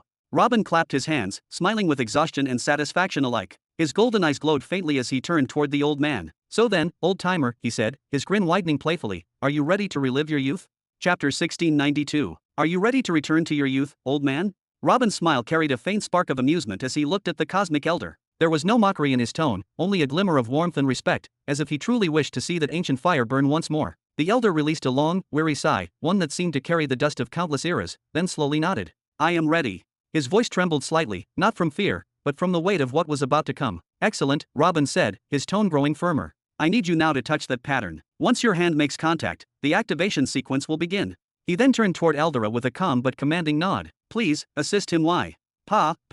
Before he could even finish, the sound of unsteady steps echoed through the chamber. Robin turned, surprised, and saw the old man hopping toward the rune on one leg, his single remaining leg slamming against the ground with surprising strength. Then, with a burst of life that seemed impossible for someone his age, he leapt forward, spreading his left arm wide as his laughter thundered through the hall. Give me back my life. Ha ha ha. Boom. The moment the elder's arm and leg wrapped around the glowing pattern, the air itself trembled. Something colossal and sacred began to stir. A wave of golden light, so pure, so blinding, erupted from the rune, flooding every corner of the chamber. The radiance was so intense that even the energy around them distorted, forcing everyone to avert their gaze. Ah! Eldera cried out, shielding her face. Hee, the old man got a little too excited, Robin muttered with a grin. Only he, with his eyes burning in radiant focus, could still witness the event unfolding before them. What was happening now could only be described in one phrase, a one-sided battle of laws. The master law of balance had shackled the elder's existence for eons. Each organ of his body had been branded with sacred seals. His heart, his life vein, his very energy core, all bore the weight of those seals. His life vein in particular was wrapped with hundreds of different imprints, each one representing a memory of battle, a moment of near death, a choice to sacrifice. They ranged from the first stage to the sixth, each forged in the fires of a war that tested the limits of his being. That reckless warrior had gambled with his own existence too many times to count, burning a quarter of his life force for a cause he believed in, then half of what remained, then half again, and again, until he was nothing but fragments held together by sheer will. For someone of his caliber, even a single drop of life energy in his vein could sustain him for hundreds of thousands of years, but that final drop was now on the verge of disappearing. Wait, there are seals within his soul domain as well. Robin's expression hardened. The sheer number of sacrifices this old man had endured was almost unbearable. He hadn't just sacrificed his body, he had carved pieces out of his very soul domain. His true domain once spanned millions of units, but it had been suffocated by countless seals, compressed and strangled to the point where he could only access a single percent of its potential. Perhaps, Robin thought, the elder had spent centuries training his soul, struggling to expand that suffocated domain, to push it to even 2%, only to give half of that up again for the sake of another battle. And from a being of the cosmic elder's might, even the smallest sacrifice carried the weight of a collapsing star. Now, as the golden light surged deeper into him, those ancient seals began to resist. They shuddered, cracked, and trembled under the pressure. But it was pointless. Like a wall of straw against a raging flood, they could not withstand the divine tide of golden creation flowing into every vein, every nerve, every particle of his existence. Even Robin himself was caught off guard. He had prepared for resistance far stronger than this. The rune had been designed to counter first and second stage seals only, it wasn't meant to challenge the upper tiers of balance. In theory, this restoration could have lasted years, maybe decades, failing repeatedly before achieving partial success. But the response he was witnessing now was far smoother than expected. It was as if the universe itself wanted the elder to rise again. This is the first time I've ever seen him so alive, Eldera whispered, her voice trembling with emotion. No, this is the first time I've ever seen him show any emotion at all. She exhaled deeply, her gaze softening as the brilliance intensified, forcing her to turn her head away. Unable to face the golden radiance, she turned toward Robin instead. For a moment, she forgot the blinding light. She simply looked at him, the confident curve of his lips, the quiet determination etched in his features, and those eyes that seemed to hold the ambition of 1,000 worlds. Lord Robin, she said softly, if this operation succeeds, if you truly bring the cosmic elder back to our side, you will have done me, no, you will have done the entire universe, a service beyond measure. If you succeed, then I shall. Her voice faltered, the words she wanted to say caught somewhere between gratitude and awe. She didn't know what to say. You shall what? Give me yourself in marriage? Robin burst out laughing, his tone playfully arrogant as a faint glimmer of mischief danced in his eyes. Sorry, but I'm not interested. How about one of my sons instead? They're younger, handsomer, and far less troublesome than me. Eldera didn't flinch or even blink. His teasing words passed through her like a breeze through the void. Her face remained perfectly calm, her eyes reflecting the golden light from the ritual chamber. If you succeed, she said quietly, I won't pressure you about Morgana ever again. I was going to take her anyway, Robin replied smoothly, lifting his shoulders in a half-shrug, half-grin. But come now, why not think of a better reward than that? Isn't the cosmic elder's promise to share part of his treasures enough for you? Eldera asked, her brows furrowing slightly in disbelief. That's different, Robin said, his tone turning lighter but sharper. What's between him and me is a deal, an exchange bound by law and will. But you. He gestured lazily toward her. I'm expecting a good tip from you. Then he chuckled, low and confident. I'll leave it to your taste to decide what my great sacrifices are worth. Eldera studied him for a long moment, as though trying to read something behind that careless smirk. Then she let out a soft sigh. Sometimes you speak with such grandeur and arrogance, it feels like you believe the whole universe lies beneath your feet, she murmured. And other times, you remind me of the dock supervisors at the student hangars back in the academy, loud, reckless, and irritatingly smug. Robin said nothing, though the edge of his mouth twitched, somewhere between offense and amusement. No matter, Eldera said finally, crossing her arms over her chest with a small, composed smile. Let's wait for the results first. Then we'll talk about your tip afterward. If she had gained anything from that bizarre, half-serious exchange, it was the overwhelming sense of Robin's confidence, a confidence so absolute it felt as though doubt itself dared not approach him, and that alone was enough to settle her restless thoughts. A few hours later. Crack, crack. The soft firelight shimmered gently in the dark, the small campfire hissing as its flames licked the sides of the fish stretched over it. The faint aroma of roasted scales and salt filled the night air. Whoosh, whoosh. As Shaddad fanned the fish carefully with a broad palm leaf, his gaze drifted toward the distant horizon where the last remnants of the golden glow still flickered faintly. But the moment he tried to focus on it, his eyes twitched, and he let out a defeated groan. Ugh, this is too much. Why did we come today? It's self-esteem shattering. At least now you've seen just how magnificent our master truly is, Jabba replied, fanning beside him, his grin wide despite the exhaustion in his eyes. He's the type who hides most of his strength, so it's good you got to witness it firsthand today. But honestly. He lowered his voice, leaning closer. I'm certain he's still hiding even more cards up his sleeve. Your master, Shaddad muttered bitterly, not mine. He sighed, his voice trembling between humor and despair. Didn't you hear what he said back there? It doesn't sound like he'll ever accept me as a disciple. His shoulders slumped as he looked away, blinking fast to hide the tears that threatened to spill. It's fine, really. I'm not sad at all. Jabba stared into the fire, the flickering light dancing over his face. I think I might have caused that, he said at last, his voice softer now. He probably developed a disciple complex because of what I did to him in the past. He leaned forward slightly, the flames reflecting in his eyes. That's the only reason he would reject you. You're better than me in every way. The fire crackled, and for a moment, only the soft hum of burning wood filled the silence. Then Jabba lifted his head and gave Shaddad a faint, reassuring smile. Don't worry. I'm the one who caused that problem, and I'll be the one to fix it. What did you do to him, exactly? Shaddad asked, glancing back with cautious curiosity. Jabba said nothing. His lips pressed together, and the only answer was the low roar of the fire and the faint night wind. Boom! A sudden hum filled the air, deep and resonant, shaking the ground beneath them. There's something happening. Aldera's voice came sharp and urgent from the distance as she turned toward the fading source of golden light. The brilliance that had blanketed the land for hours was finally dimming, the endless waves of light collapsing inward toward a single point. Then, pa! A heavy impact echoed through the night, the unmistakable sound of something heavy striking the ground. Dust and light scattered together. What is that? Aldera whispered, her eyes wide as the last of the glow began to fade. Chapter 1693. Pa! The cosmic elder, who had been clutching the golden rune with both his hand and leg as if terrified it might slip away, finally collapsed to the ground. Still balancing on his single leg, the elder extended his left hand forward and began to turn it back and forth, studying it as though he were seeing it for the very first time. Ha ha! Shaddad and Jabba slowly rose to their feet, while Aldera's eyes widened to their limits, utterly terrified. Life force was surging from the cosmic elder like a roaring waterfall, a torrent of green vitality so overwhelming that it shook the very air of space and carved into the earth beneath his lone foot. The sheer pressure of that overflowing energy made the air itself tremble, as if the universe recognized his rebirth. Only Robin kept watching in that direction with a calm smile, uninterested in the outpouring of life force itself, far more fascinated by the subtler, deeper details. His golden eyes were fully activated, penetrating through the elder's body without restraint. Inside, many of the man's inner organs had regenerated, and dozens of the soul seals binding his soul domain had been undone. The inside of the cosmic elder's body resembled a grand palace, magnificent, intricate, yet locked from within, except for a single chamber. And now, Robin had finally managed to open a portion of that grand palace. Beyond the flowing life force and the restoration of his internal organs, there was something else that drew everyone's attention even more. There, the golden glow had completely vanished, revealing the elder's body in full before their astonished eyes. Could it be? Aldera took an involuntary step back. And why couldn't it be? Robin chuckled darkly, amusement glinting in his voice. I didn't allocate a single drop of energy to refill his life artery. I left that entirely to his planet's soul. Every trace of energy I took from you was used first to unlock the seals, and second to reshape him into a form worthy of his renewed vitality. And it seems, he tilted his head with satisfaction, that it did the job perfectly. The cosmic elder looked down at his foot, his thigh, then his abdomen. Ha, ha! That's not what I'm talking about. Aldera waved her arms in disbelief and spun toward Robin. Even if his life artery has been refilled by a vast amount, his appearance, how is that possible?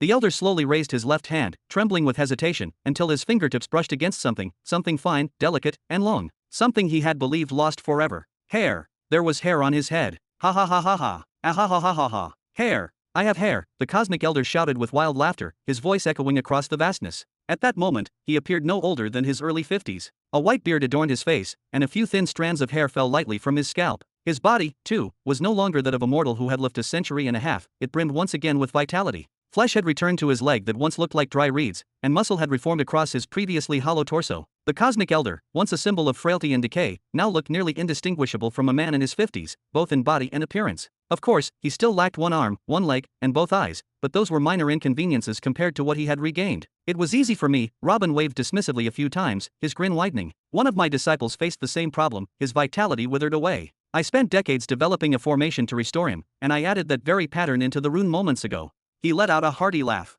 I had to include it. Appearance may be meaningless when it comes to true power, but if the process had ended and he remained an old man, we wouldn't have gotten such a priceless reaction. Aldera's gaze lingered on Robin far longer than it did on the cosmic elder. That man, he actually went out of his way to add that intricate pattern just to bring a spark of joy to the old cosmic elder? Perhaps he wasn't as cold or self-centered as he always appeared to be. Beneath all that arrogance and mischief, there might still be a faint trace of compassion, buried deep inside him. Old man, Robin's tone was casual, even playful, as he crossed his arms. Did I fulfill my end of the deal? Do you like your new, handsome look? He extended a hand toward the elder with a smirk. Now, be generous and hand over some gifts. Bam! Aldera immediately smacked her forehead with an audible sigh. So that was it. The cunning brat had done all of this, revived the elder's youthful vigor and restored his hair, just to make him happy enough to meet the third condition of their deal. How sly. Whoosh! In a blur of motion, the cosmic elder appeared directly in front of Robin. His presence alone caused the campfire's flames to waver. Though his eyes were long gone, the hollow sockets somehow conveyed a depth of emotion beyond words. What? Robin frowned, his golden pupils narrowing slightly. Don't tell me you're backing out now. Little Robin. The elder's voice grew low and resonant, carrying the tone of an oath that transcended lifetimes. I will not step out to kill anyone for your sake, nor will I fight to defend you from your enemies. But hear my next words well, for they are an eternal vow. He lifted his right hand and placed two fingers gently against Robin's forehead. From that touch, a radiant orb of violet soul energy emerged, shimmering like condensed eternity. It pierced Robin's brow and disappeared into his soul domain. Then the elder continued, his tone solemn and heavy with divine weight. If ever you grow weary of this endless struggle, if the paths before you darken and you find no road left, summon this shard. I will come to you, wherever you may be, and carry you to one of my planets. There, even if every being in the cosmos were to unite against me, none would be able to take you from my grasp. You could live out your remaining days in peace, a peace I grant in return for the life you've restored to me today. Aldera's eyes widened, and she raised both hands to cover her mouth. Every word that fell from the cosmic elder's lips resonated with a sacred gravity, as if spoken by the heavens themselves. A vow of protection, against the entire universe? Such a promise was beyond comprehension. Oh.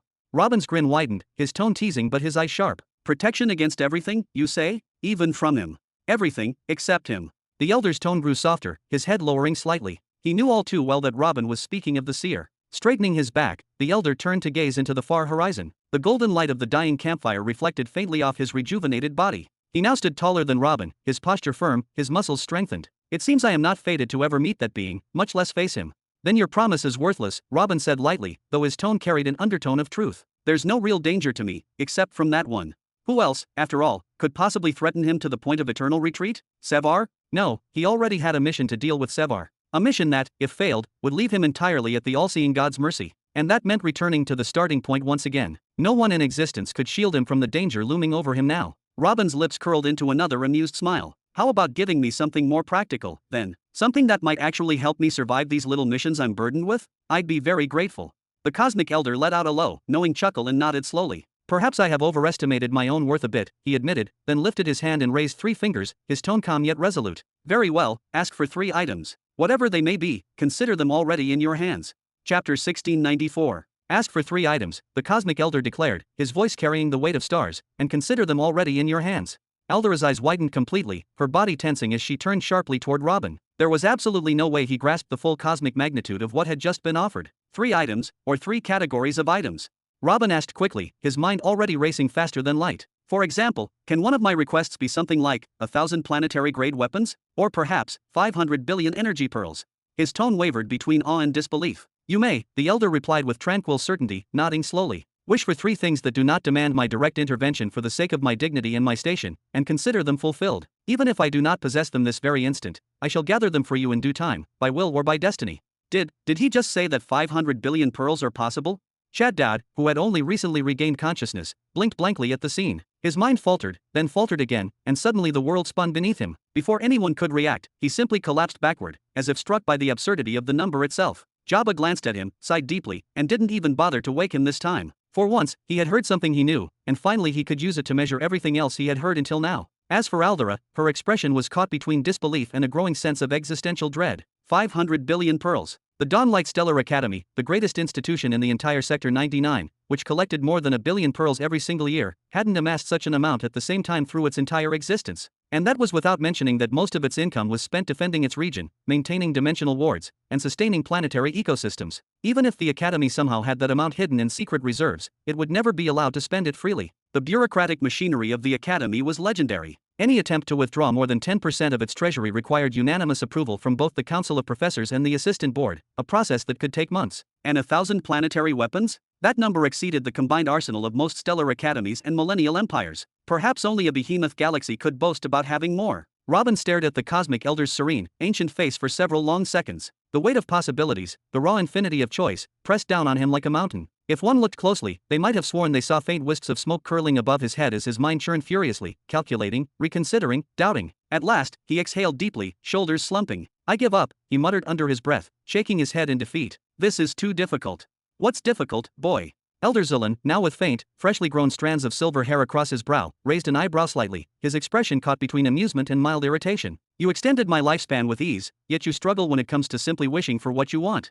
There are too many things I want, Robin admitted, rubbing his temples. Far too many. But I can't shake the feeling that I'll miss out on something greater if I open my mouth without thinking. No matter how much I've seen or how much I've learned, compared to you, compared to your era, I'm nothing but a newborn. If I ask for billions of pearls, I might waste a wish that could shape the future itself. What I've witnessed doesn't even measure to a fragment of what you've experienced. Boy, I do not have the whole day to indulge your hesitation, the elder replied, his newly sprouting eyebrows furrowing. There are still celestial matters awaiting my attention. Fine, Robin finally said, drawing in a long breath. His voice grew steady, and his eyes carried a distant gleam, that of a man remembering something sacred. I've made my decision. He paused, letting the silence stretch between them, long enough for everyone to feel the gravity of the moment. Hundreds of years ago, he continued softly, I used to ask my children, one by one, which heavenly path they wished to follow. Peon told me he wanted to master the wind, and Theo gestured of embracing darkness. That was the extent of their imagination back then. He lifted his gaze toward the elder once more, a faint smile touching his lips. But when I asked my daughter, Zara, which celestial path she desired, she chose to leave the decision to me. And because of that, she was the only one who received a fundamental law perfectly suited to her.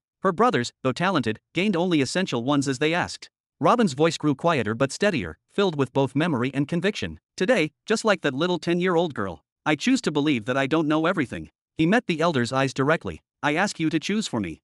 The cosmic elder arched his brows, his expression twisting between curiosity and amusement, then suddenly burst into roaring laughter that shook the air. Ha ha ha ha ha. His booming voice echoed across the empty space as his wide grin revealed a mouth lined with sharp, perfectly aligned teeth. Stroking his beard, thick and bristled like the mane of an ancient lion, he chuckled again. So, you're tossing the ball into my court, are you? Clever boy. Now I'm forced to gift you 3 treasures worthy of my stature. Quite the position you've put me in. Still, I must say, you have a wise daughter.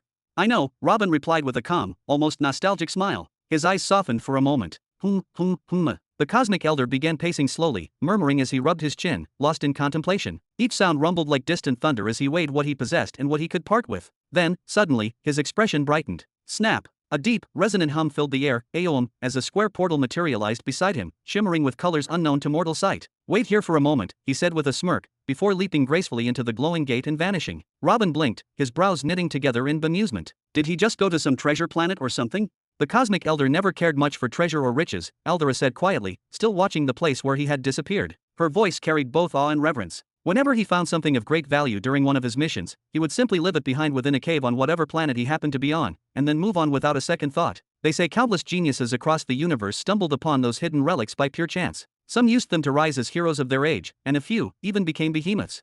Robin turned toward her so fast that his cloak rippled behind him. His expression shifted from disbelief to excitement, and then to a grin that betrayed his growing anticipation. That actually raises my expectations quite a bit, he said, his tone brimming with amusement and a flicker of greed. A few minutes later, the small luminous portal pulsed once more and split open like a veil of light. From within, the cosmic elder emerged, hopping lightly onto the ground, his energy far steadier than before. Under each arm, he carried a perfectly identical box, simple, metallic, and radiating a restrained yet immense presence. Did I keep you waiting? He asked with a teasing smile. I had to cross through several sectors just to retrieve these things.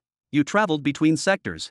Robin asked in disbelief, his eyes widening. His memories flashed. The last time he had journeyed with the elder, it had taken them 3 full years to move from the planet Sarin to this place. That the old man could now travel across multiple sectors in mere minutes was absurd. Clearly, he had been conserving his strength before, knowing full well his end was near. Then a thought struck Robin, and his expression hardened. Hey, old man, don't tell me you use 6th stage balance in your current state. If you keep making those kinds of sacrifices, I won't be able to heal you. Show some respect for your body. Ha ha. The elder chuckled again, the sound deep and raspy, like the voice of a storm made flesh. A newborn sprout lecturing me about health, but strangely enough, it fits. He gave a small, almost humbled nod. Don't worry, I've already tasted weakness before. I'll try to preserve what remains of my strength for as long as I can. Running his thick fingers through what little hair he now had, he sighed faintly. I'll try. You'll try. Robin crossed his arms, tilting his head. Then listen carefully. If you ever face those soul creatures again, and you find no choice but to sacrifice part of yourself instead of using 10% of your power to activate the 6th stage of balance and obliterate the beast completely, pour 100% into the 2nd stage and strike only its heart. That way, I'll still be able to heal you afterward. The cosmic elder froze, and though he lacked eyes, the weight of emotion was palpable in the silence that followed. For a brief second, the ageless being trembled. To hear that he might one day be healed again, it was almost enough to make him weep. But instead, he straightened himself with dignity and simply nodded. I'll keep that in mind, he said quietly. Then, with a single, graceful motion, he extended the 3 boxes toward Robin. They are yours. Chapter 1695. They're yours, the cosmic elder declared, making the 3 boxes levitate gently through the air until they settled before Robin's hands. I know these gifts could never equal my life, but take them as a token of gratitude. This. Robin caught the 3 boxes softly, his expression shifting with curiosity. The boxes were identical, small rectangular containers made of polished wood, each about the size of a palm, yet each radiated a distinct, potent aura that made the air around them hum faintly. Robin activated his golden eyes, the marks of divine perception flickering across his irises as he attempted to peer through the mysteries of the boxes. But even with such a gift, deciphering them at once was impossible. Layers of ancient symbols and interwoven seals obscured their nature, and it would take time, patience, and insight to uncover the truth hidden within. Just these 3 boxes alone were treasures beyond measure. When Robin reached that realization, his golden gaze widened fully, and he turned toward the elder with narrowed eyes. Old man, if this is some strange game of yours, and you're about to say something like these are the boxes of glory, fill them with your achievements, or worse, the real treasure is friendship, or any nonsense of that kind, I swear, I won't heal you again. Ha ha. The cosmic elder burst into hearty laughter, a sound no longer frail or weary but vibrant, echoing through the chamber with life and vigor. No tricks this time, boy. These boxes are fourth-tier planetary equipment called sunlock vaults. You could, in theory, store an entire planet inside them if you had the strength for it, and as long as the owner of a vault remains alive, none can open it. They are immune to theft, destruction, and manipulation. The elder then extended 2 fingers toward Robin's forehead, channeling a thin beam of silvery energy. There. They're bound to you now, and you are their rightful owner. Wait, can they hold living beings inside? Robin asked almost immediately, his tone betraying a hint of childlike excitement. This was one of his oldest dreams. No, the cosmic elder replied with a slow shake of his head. Even the 6th stage version only offers greater storage and protection capacity. None can sustain life inside. Any artifact that manipulates spatial essence cannot maintain living organisms within it. If you were to place an entire planet into one of those vaults, every living thing upon it would perish within minutes. Don't even think of using them for mass destruction. I'd rather not see my gifts turned into weapons of annihilation. Heh, don't worry, that's not my intention. Robin exhaled deeply, meeting the elder's amused expression. So, these boxes are the gifts you chose for me? Of course not, you fool, the elder chuckled again, his laughter carrying a note of warmth. Think of these as a bonus. Since you claim you want to rule over everyone, you'll need proper vaults to safeguard your possessions. No need to thank me. He gestured toward the trio of boxes. Your real reward lies within them. Robin's gaze snapped back to the boxes instantly, intrigue flashing in his golden eyes. Take them away and study them at your leisure, the elder said, waving his hand lightly. They're yours now.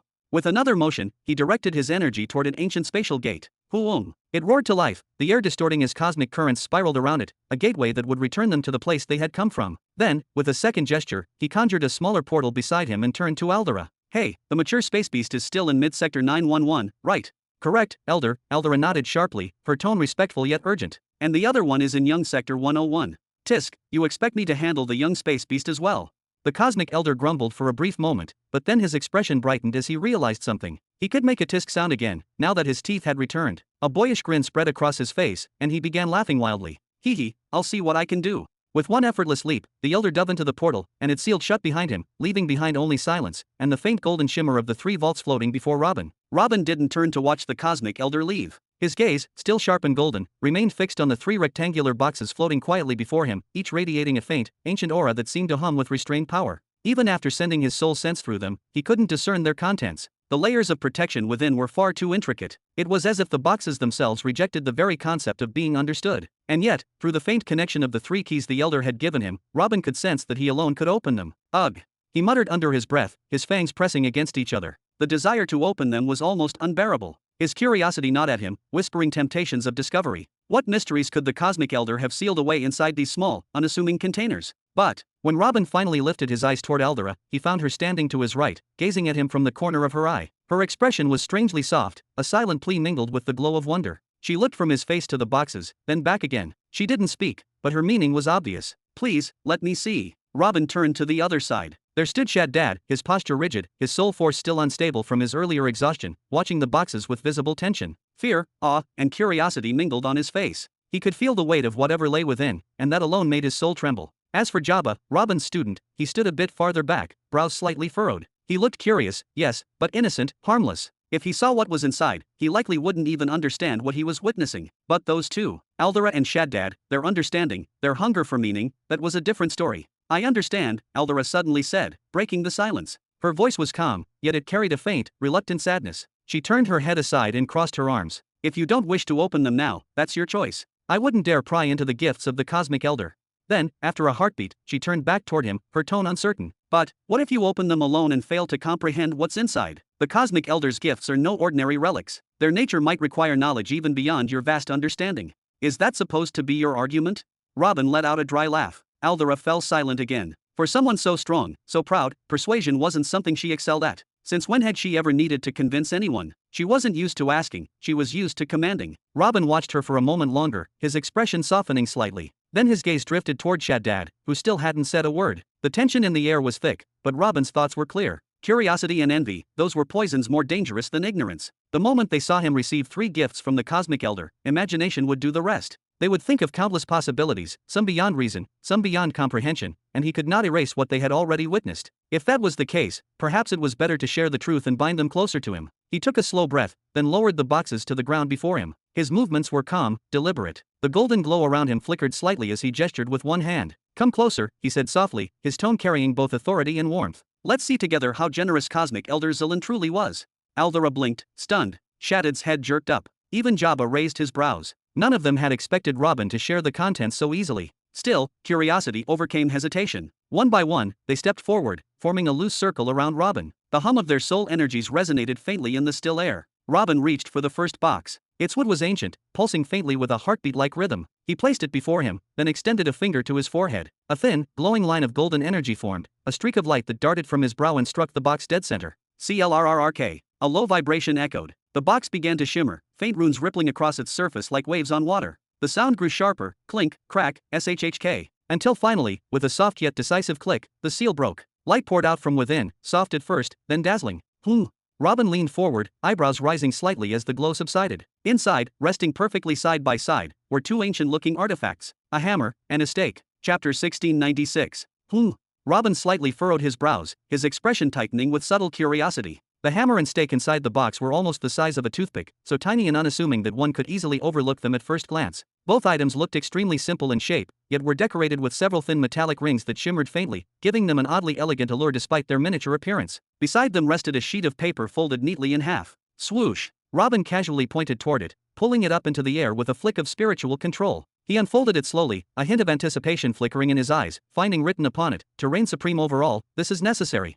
Ha! Robin let out a small, amused chuckle, pausing for a moment as if savoring the mystery behind those words. He then folded the paper once more and slipped it carefully into his pocket. "Just what might I need in order to reign over everyone, I wonder," he mused lightly, though a hidden glint of interest shined in his gaze. Robin returned to staring at the tiny hammer and stake with growing fascination. It was clear they were affected by some form of spatial compression, as this certainly was not their true size. The energy signature coiled tightly within them was far too dense. "Amazing," he whispered softly. This was the first time he had ever seen miniaturized objects with the naked eye. Spatial rings and traditional storage items could never grant such an ability. A hammer and a stake? What could that be? Jabba muttered under his breath, leaning slightly forward. Is this really the Cosmic Elder's gift? Is this a planetary displacement artifact? Shaddad furrowed his thick brows, his tone carrying genuine caution. "What do you think, Your Majesty?" When Shaddad turned to the side, he found Aldera staring at the box with eyes wide open, far wider than normal, counting in a shaky whisper, 1, 2, 3. "Come out." Robin gently waved his hand. Swoosh! Like two streaks of blackened starlight, the hammer and stake shot out of the box, growing rapidly until they hovered before Robin at their natural, full size. The hammer was nearly as tall as he was, a massive warhammer with a broad, heavy head carved from some unknown metal. The stake was as long as his leg, conical, sharp, and deadly at the bottom, perfectly flat at the top as if designed to be struck repeatedly. Gulp! All four of them instinctively swallowed hard the moment the items revealed their true scale. Both the hammer and the stake were pitch black, emanating a heavy, suffocating aura that pressed faintly on their chests. Even with all those strange inscriptions etched across their surfaces, their design somehow remained simple, like something a talented blacksmith could craft. But the truth was obvious, as this was certainly not forged by human hands. This belonged to something higher, far, far higher. "I can feel tremendous power from that hammer. I don't sense any affinity to a specific law, but if it appeared on a battlefield, it would definitely cause chaos and fear among the enemy." Jabba approached cautiously, circling the hammer with wide, gleaming eyes. "Can I take it?" he asked half jokingly, half seriously. "Shush, battlefield? Really?" Robin muttered, unable to hide his curiosity any longer. He began examining both items with intense focus. "There's no hostile aura coming from them. These aren't weapons of war. Together they do remind me of the planetary displacement equipment, but that's the extent of it. The energy surrounding this thing is completely different. And I don't see any natural runes either." Have either of you ever seen displacement equipment of the 5th or 6th grade before? 1, 2, 3. Aldera murmured again, her voice trembling slightly. 4, 5, 6, 7. Shaddad kept his widened eyes fixed on Aldera, his body suddenly producing sweat in thick beads once again. His expression stiffened with unnatural tension. Then, moving with painfully slow hesitation, he turned back toward the equipment. Those rings around the hammer's grip, and around the head of the stake, there were 7 of them. Shaddad instinctively took a step back, heels scraping lightly against the ground. "What's wrong, little brother?" Jabba finally noticed the shift. Robin also turned around sharply, brow furrowing. "What is it, Shaddad?" Then he glanced toward Aldera. "Are you all right over there?" 7. Aldera raised her trembling hand and pointed shakily at the equipment. 7 rings. "What exactly is wrong with you?" Robin pressed his brow tightly, then turned back to inspect the items once more, searching specifically for the rings Aldera mentioned. But midway through turning, he abruptly froze. His breath caught, then he, too, began to sweat. A long, slow exhale escaped his lips. Metallic equipment, a gift from the Cosmic Elder, similar in structure to planetary displacement artifacts, the number 7. 7. Robin continued turning toward the equipment with agonizing slowness, as if an unseen colossal beast were exhaling its scorching breath down the length of his spine. His eyes widened with every fraction of a second, pupils dilating in disbelief. Is this really? It seems so, Shaddad murmured, his voice trembling with a rare hint of awe. Is this even possible? Aldera joined them, stepping closer, her expression tightening. Are there even 7th grade planetary artifacts in the entire universe? Do you people know something I don't? Jabba placed his hands firmly on his hips, feeling utterly lost and hopelessly out of depth amidst the escalating tension of the conversation. Am I dreaming? Good heavens, a 7th grade planetary displacement artifact. Robin stepped forward in disbelief and began to run his hand along the hammer's massive haft, feeling the strange texture beneath his fingertips. This thing can't simply be described as rare, right? Planetary artifacts are only numbered from 1 to 6, right? Hey, is that thing really that strong? Jabba nudged Shaddad several times, his voice cracking slightly. Very, very. Shaddad swallowed, face paling. So powerful that, if Tyrant Interas learned it was with your master, he would crush heaven into dust and drag earth beneath it just to seize it. Aldera swallowed hard, throat tightening nervously. I don't know about that specific one we're looking at, but I've heard plenty about the 6th grade planetary displacement artifact. With that artifact you can move any number of planets to any location inside a sector instantly, without any waiting time at all. And I've heard you can transfer planets from one sector to another with a short resting cooldown afterward, and it doesn't need to be a neighboring sector either, as the interval increases ever so slightly the farther the destination sector is. She then released a slow, cold exhale, meaning it can move a planet anywhere, even all the way across to the opposite end of the universe, so long as it stays within the same belt. Afterward, it will enter a state of dormancy, maybe a few hours, maybe several days depending on the strain. She stared intensely at the dark equipment before her, eyes reflecting dread and curiosity. But this 7th grade artifact, what unthinkable thing could it possibly accomplish? Planets can move. Jabba's eyes widened nearly to the point of bursting. He decided, with a silent oath, not to question the identity of this so-called Interas anymore. He. Robin placed his hand against his forehead, shoulders trembling. Ha, this is perfect to the highest possible degree, perfect beyond imagination. Ha. Lord Robin, you must understand that something like this must never be revealed publicly while it is in your possession, or the consequences will be catastrophic beyond measure, and you will not even benefit from it as a great truth chosen. I am fully prepared to buy it from you on behalf of the Academy's alliance. Aldera turned toward Robin with utmost seriousness. Just name your price, and I will secure it for you without hesitation. For the Academy's alliance? Quite the intimidating name. Robin tapped thoughtfully on his chin, then turned to Aldera with a wide, exaggerated grin. I have a used 4th grade one, would you like it instead? Sell it? What a monumental joke. The number of schemes he could enact with this gear was infinite. Countless future plans of his began collapsing, reshaping, and reweaving themselves into entirely new and terrifying possibilities the moment it appeared in his possession. The value of this single piece alone equaled the true beginning empire and everything it contained in the current era. Lord Robin, you. Aldera took a step forward, agitation rising. Your Majesty, let us not ruin our relationship today, she insisted, but was met instantly with a raised palm directly in front of her face. These are gifts from the Cosmic Elder, do you dare attempt to wrest them from my hands? Chapter 1697. These are gifts from the Cosmic Elder, do you dare attempt to take them from me? Robin swung his hand with greater force this time, his voice booming far louder than necessary, and his aura swelling outward like a tidal wave that pressed upon the hearts of everyone present, radiating an overwhelming, absolute authority that could not be questioned. I'm merely offering you choices, nothing more. I would never force your hand.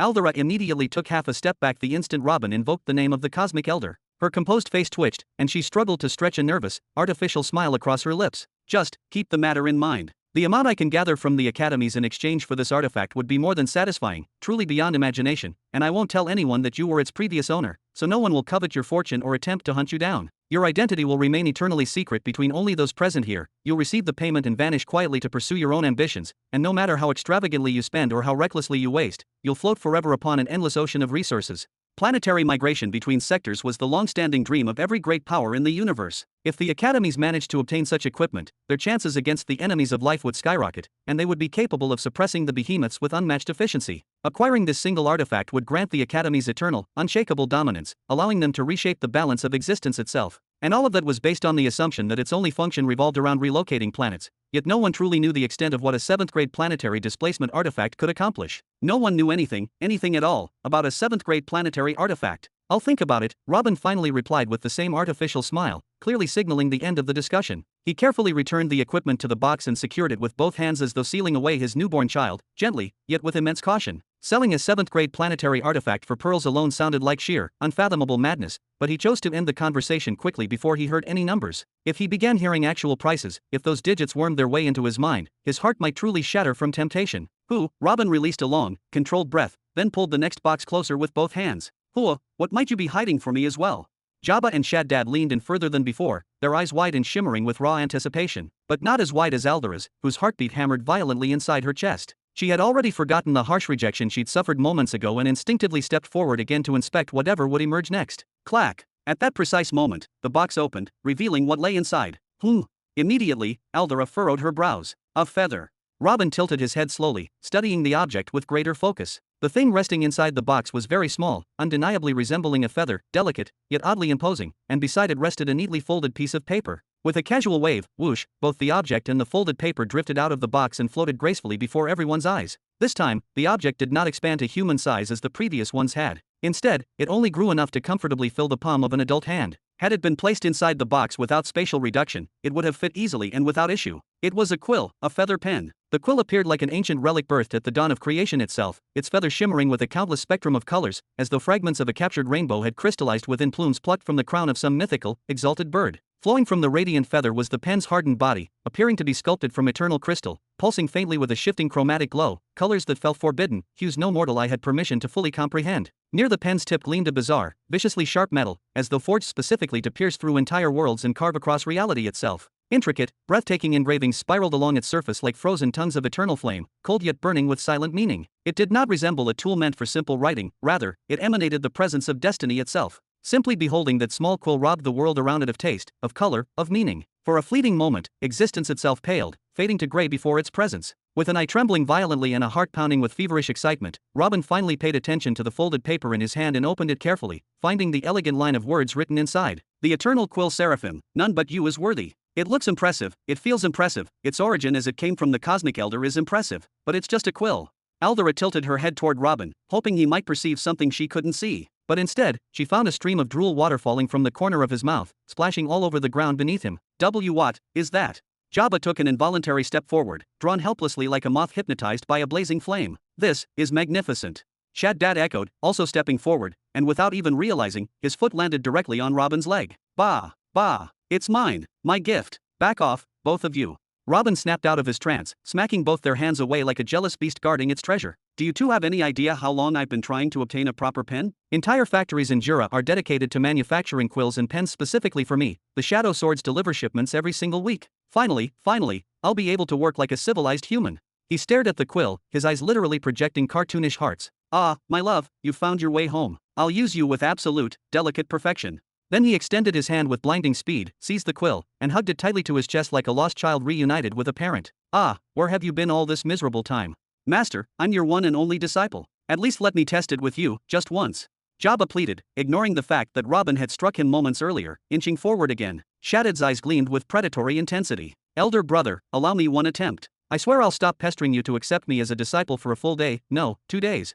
Aldera's expression slowly twisted into speechless bewilderment. The quill was clearly extraordinary, its craftsmanship alone spoke volumes, and the fact it came from the cosmic elder made it undeniably priceless. But why on earth were these two behaving like rabid animals over it? Even when they witnessed 7th grade legendary equipment, they never reacted with this unhinged obsession. Then, like a realization striking lightning fast, she remembered. All 3 of them were truth chosen, all 3 were deeply invested in inscriptions and script work, obsessed with perfect rune etching. They were all captivated by the sheer aura of the quill before even knowing what it does or how it functions. Once she understood this, she let out a small amused exhale and crossed her arms proudly across her chest. If an ancient mythical shortsword were to appear before her, she would probably behave just as embarrassingly, if not worse. Back off. Stay back. Robin retreated several hurried steps away from the 2 predators, then swung the quill in his hand defensively. Stand back, you beasts. None of you will touch it unless you wash your filthy hands 1,000 times. Boom. Intricate runes manifested in mid-air with terrifying speed, sketching themselves into a shimmering inscription before Robin. When the formation completed, it solidified into one single word. Back off.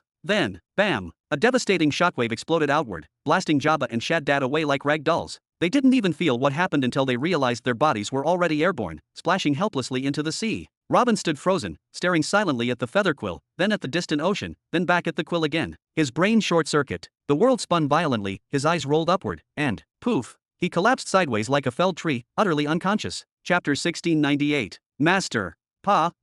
Master, wake up, please. Ah. Robin jolted upright with a sharp gasp, eyes stretching wide open like someone surfacing from a deep dreamless void, then began looking around in utter confusion. Jabba stood right beside him with a wide, satisfied grin plastered across his face, while Shaddad and Aldera were also nearby, lingering anxiously. When they noticed he had finally regained consciousness, both immediately stepped forward with visible relief softening their expressions. What happened? Robin murmured, shaking his head vigorously, trying to pull back fragments of memory that were blurry and scattered, then slowly raised his hand and touched his cheek with suspicion. Why does it feel like someone slapped me repeatedly? Ahaha, you fainted after that legendary move of yours, swoosh, just like that. Jabba changed the subject immediately, waving his arms dramatically as he mimicked Robin swinging the quill like a showman. When we checked your condition, we found the 2 remaining foundational levels you had were almost dried like old wood from lack of energy, and your body was showing severe, dangerous signs of exhaustion. So I spent the last 10 minutes using an energy pearl to gently inject power into your energy gathering center. Oh, thanks. Robin blinked, forgetting entirely about his reddened cheek, then raised his right hand slowly. The seraphim quill still rested there, glowing with mesmerizing brilliance and sacred splendor. It felt almost alive, as if a faint consciousness pulsed inside it, guiding its aura. What exactly happened back there? I didn't intend to draw anything, nor do I even know how to draw such a celestial diagram. I only just began learning to outline runes and channel energy through them. Each one takes me literal years to finish properly. It's quite the dilemma. Jabba nodded several times in deep thought while observing the quill intensely, his pupils reflecting its glow. Then he stretched his hand toward it with greedy curiosity. Give it to me, let me explore its hidden properties for you. Whoosh. Robin instantly hugged the quill and twisted his torso away like a protective mother bird. Back off. He glanced at the quill again, whispering with affection, my dear quill, this feels like a planetary grade artifact, but what grade? I need patience and time to uncover all the secrets buried inside its structure. Lord Robin, could you please stop destroying your foundations over and over?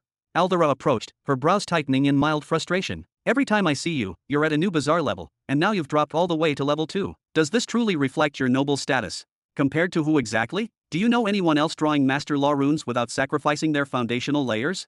Robin raised a brow mockingly, then stood up and walked toward the boxes with deliberate steps. Anyway, this path will reach its end soon, whether I want it or not. Oh, have you invented a method to draw sovereign runes without losing foundation layers, Master? Jabba stood quickly and followed behind him, his eyes still glued obsessively to the quill as though staring at the most enchanting woman in existence. No, but soon enough, I won't have any foundations left to sacrifice anyway. Robin placed Seraphim inside the box with reverence and sealed it tightly, locking away its glow. Soon, I'll compress my energy core and become a world cataclysm. After that, even if I wanted to tear down everything and rebuild from scratch, I simply won't be able to. Robin sighed deeply. Experimenting with patterns of truth and engraving them onto fresh foundational layers had become his newest and most thrilling obsession. But once he forms his core, all of that becomes impossible. If it's damaged, the entire energy convergence center collapses like a shattered star. It either has enough energy stored, or it doesn't. There is no space for playful adjustments at that stage. All he could do was hope, silently and stubbornly, that some hidden opportunity in the distant future would allow him to pursue that beloved hobby even after forming the core. Soon. Aldera furrowed her brows again, then examined Robin from his hair to the soles of his feet several thoughtful times. Your restraints don't look close to breaking at all. You still have tens of thousands of years before you can enter the middle belt and attempt another breakthrough.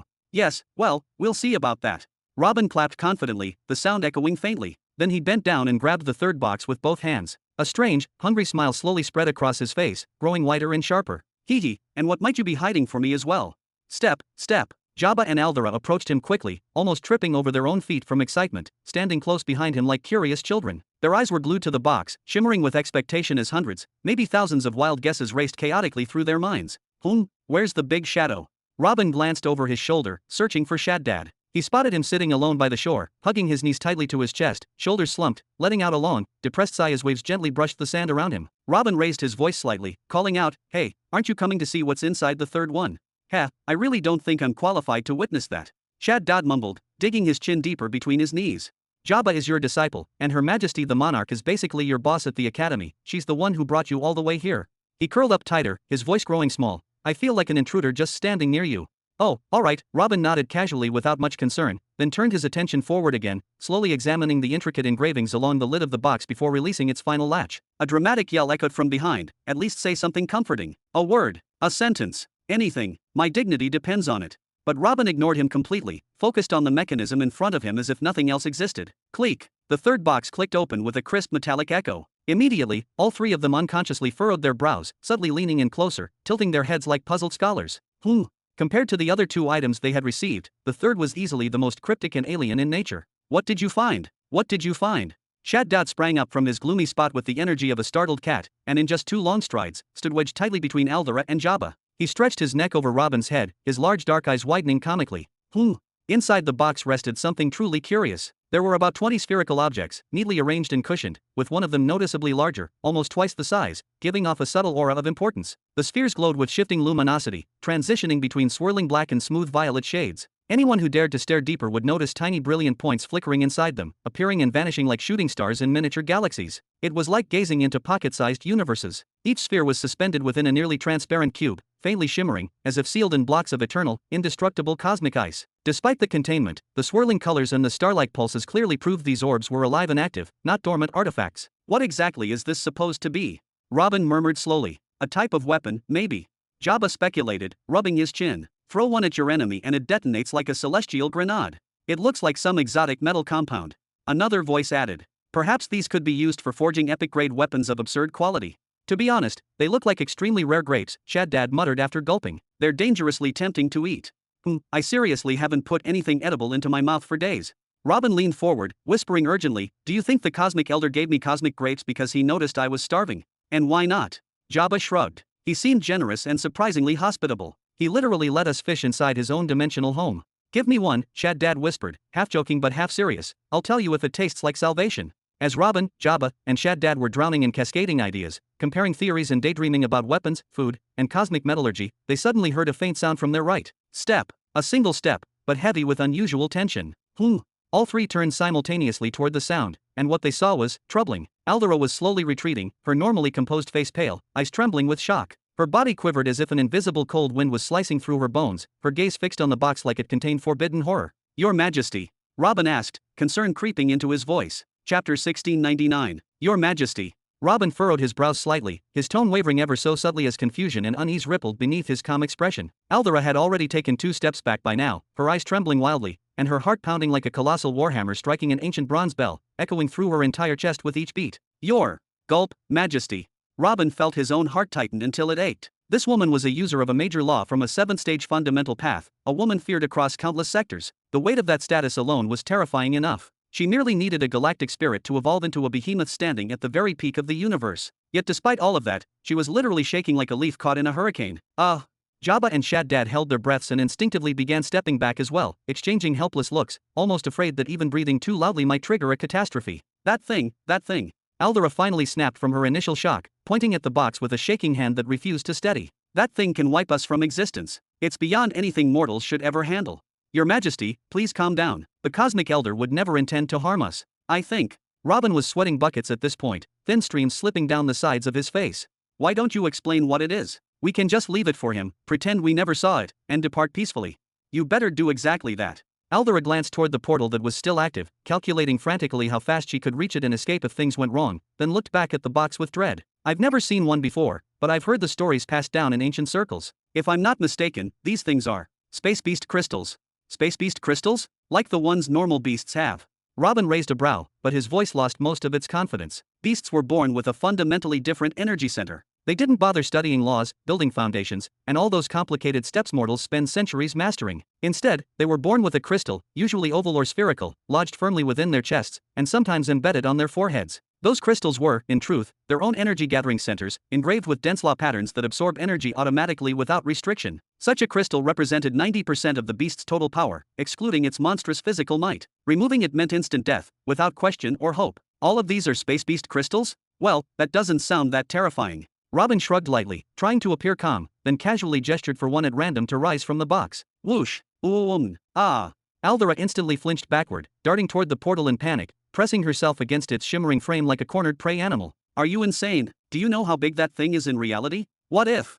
One of the crystals floated out and began to expand slightly, but stopped when it grew just a bit larger than a human head. It slowly rotated within the transparent cube surrounding it, runic symbols sliding across the surface like crawling lightning. A dense aura began spilling between the box's edges, a black-purple mist that poured downward like fog made of unimaginable pressure, as if the gravity of a miniature star were condensed into smoke. Amazing, Robin leaned closer with his hands tucked behind his back, tilting forward like an intrigued scholar examining forbidden knowledge. I can feel its power already. What exactly is this cube for? A seal of size? Nature? Or perhaps it? Ba-doom. The words lodged in Robin's throat mid-sentence. His heart slammed once, violently, and then stalled, as if frozen by a cosmic hand. Every hair on his body stood on end like steel needles. His eyes flushed red from tension and primal fear. Slowly, almost mechanically, he looked down. That mist had touched his leg. That was all. Just a touch. He didn't take any visible damage. There was no malicious intent. It simply passed over him like a whisper. Not far away, Jabba and Shaddad stopped breathing altogether. Their lungs refused to inflate. They wanted to retreat, to scream, to run, but their bodies refused to move. They felt like tiny mice standing before a roaring lion. No escape, no resistance, only submission. That power. That overwhelming, suffocating power. Whoosh! Aldera finally moved, her instinct screaming. When she saw what was happening, she abandoned her spot by the portal and rushed to Robin's side with reckless urgency. With painstaking slowness, she pushed the cube back into the box, fingers trembling, then bam, slam it shut with every ounce of strength she had. Eek! Jabba and Shaddad finally collapsed onto the ground, their legs giving out as if drained of every drop of strength. Pof. Even Robin fell forward, both knees striking the floor while his palms barely managed to hold him up. His eyes trembled violently, pupils shrinking in shock, and his heart pounded like a war drum gone mad. Sweat poured down his forehead in thick streams, falling to the ground like rain in a storm. Hoof! Aldera also released a heavy breath she didn't realize she was holding. She raised a trembling hand, then pointed sharply at Robin. Reckless fool. Do you think everything in this universe bends to your whims? Do you think your current power grants you immunity from death itself? You almost got all of us killed because of your arrogance and carelessness. Wah, wah. Robin stammered, his voice weak and shaking. What was that? What in all the heavens was that thing? The absolute evil of space beasts. Aldera's voice turned grave, her expression darkening like a sky before a storm. Her gaze fell upon the still box, fury and dread flickering together in her eyes. It's clear now, the Cosmic Elder must have already sealed away its intent, its killing will and its urge to destroy. Otherwise, none of you would have survived. You'd have been vaporized before even realizing it. She clenched her fists, her voice trembling with contained rage. Do you even understand why they are called by that name? It's not simply because of their affinity with the space path. It's because they open their endless maws and devour anything that dares to drift through the cosmos, planets, stars. You could call them walking black holes, eternal voids in flesh, entities that never stop hungering. She raised her hand and squeezed tightly, knuckles cracking. They are the ultimate enemy of life, the natural-born nemesis of everything that breathes, moves, or lives in the universe. Even the plague, with all its three forms, cannot compare. Against the plague, at least we can rally armies, form defenses, fight. But against this, there is no battle to win, no army to muster. There is no chance at all. Pof. Robin finally let himself fall fully onto his back, arms spread wide, chest rising and falling rapidly. His body trembled as he tried to catch his breath, to still the storm inside his veins. What a terrifying aura. So this is what you meant when you said we nearly died. It truly felt like our souls were about to be snatched away. Naive, Aldera said coldly, shaking her head. That was an active space beast crystal. Even if it belonged to a newborn one, it still carries enough power to rupture planets, enough energy to injure me, a monarch. To that degree. Robin's body jerked upright again. His heart seized tight in panic. The memory hit him like a lightning bolt. He had been holding more than 20 of them just minutes ago, turning them in his hands like toys. He exhaled shakily, the tension finally breaking. Thank you, Your Majesty, truly. Perhaps we really would have perished today. No need for gratitude. Aldera shook her head gently, the sharpness in her tone softening slightly. I might have overreacted for a moment. The seal surrounding them was indeed powerful, too powerful to let them detonate freely. It must have been the Cosmic Elder himself who placed it. Even so. Her voice lowered. I would never trust such a seal completely, especially not after what we just saw from the one you pulled out. Don't exaggerate, Robin said, forcing a crooked grin that failed to hide the nervous twitch at his jaw. It's a seal made by the Cosmic Elder himself. Are you saying he can't suppress the energy inside a single crystal? The Cosmic Elder himself, of course, could, without question. Aldera's tone turned cutting. But if I were you, I wouldn't bet my life on those seals. There are three known kinds of space beasts, the newborns, with strength on par with a Nexus state, the young, equal to a monarch, and the mature. She paused, eyes hardening. Even 20 monarchs and guardians together can't kill a mature one. The best they can do is force it to retreat. Only a behemoth ever managed to face a mature space beast one-on-one, and even then, he could only drive it away, not destroy it. She then raised her arm, pointing toward the box with visible hesitation. And that crystal you pulled out, that oppressive aura, there's no mistaking it. It belonged to a mature space beast. Her gaze snapped back to Robin, filled with barely restrained fury. What is wrong with that overgrown ego of yours? You had over 20 medium-sized ones and one large, and yet you decided to pull out the largest of them all. Robin lowered his head slowly, his voice quiet and heavy with realization. That wasn't the largest one. Chapter 1700. This isn't the largest one. Robin lowered his gaze toward the ground, muttering under his breath in a voice so faint it almost blended with his breath. Aldera froze, the air catching in her lungs as she slowly turned her gaze back toward the chest with stiff movements. In this sudden moment, she remembered fear, something she had long buried and forgotten ever since ascending to become a monarch. She had been standing right beside Robin when he opened the chest. Inside were just over 20 identical pearls neatly arranged, each perfectly similar in shape and size, and then, there was one vastly larger than the rest, radiating a quiet but oppressive aura. If Robin had casually taken one of the identical pearls, and that single one belonged to a mature space beast, then what unimaginable horror was that larger one exactly? I've heard of a legend. Aldera's eyelids lifted slowly, her pupils quivering. An ancient legend recorded by the first founder of the Dawn Light Stellar Academy. He claimed it was passed down from an ancestor who personally witnessed the rise of the cosmic elder, Xilan, and his eventual domination over the universe. During an era when space beasts swarmed in numbers equal to the stars scattered across the cosmic void, when entire planets were devoured at a pace faster than the universe could forge anew, the cosmic elder appeared, declaring a merciless war upon them as if he alone were an entire army. It was said that he deliberately targeted only mature space beasts, using their corpses to instill raw terror into the younglings. Rumor states he continued the carnage until he eradicated a full 100 adult space beasts over the course of just a few centuries. Robin raised his eyebrows in disbelief, eyes widening. 100 of those crystal-bearing monstrosities once rampaged through the universe? It sounded impossible to comprehend. And more importantly, how many lives, how many unimaginable sacrifices, were needed for a balance user to cut down such abominations? No wonder the cosmic elder eventually fell into such a miserable, hollowed state. Aldera continued speaking, her tone darkening. The legend says that after slaying the 100th adult space beast, the cosmic elder Xilan realized such a method would never truly end the threat. Each time he killed one, the newborn and young beasts scattered into neighboring sectors, burrowing deep and entering an induced hibernation. Yet thousands of other sectors remained swarmed with threats, as there were 2,000 separated sectors in total, young and middle. And hibernation didn't guarantee safety forever. They could awaken violently at any moment. So he stopped completely and began searching for a method that could influence every space beast simultaneously. The cosmic elder vanished for a time afterward, his whereabouts unknown, and began constructing an unimaginably colossal formation using entire solar systems as anchor points and dark matter itself as cosmic ink. His goal was to perform one single, astronomical sacrifice that would exile all space beasts away from the 2,000 young and mid-grade sectors.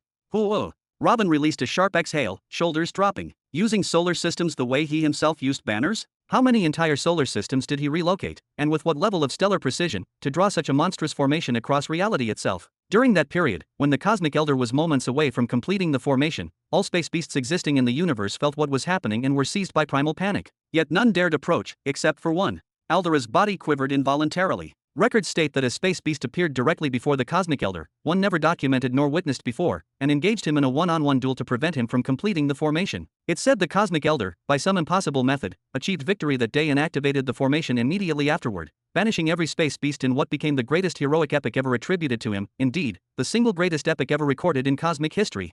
She then slowly turned toward Robin, eyes narrowed with awe, and that very epic is what earned him his title. Before that legendary battle, he still appeared youthful and vibrant, but afterward, he became the withered figure you saw. The title Cosmic Elder is not granted because he is simply old in age. It is because of the sacrifice he made, and the irreversible transformation of his very being for the sake of all of us.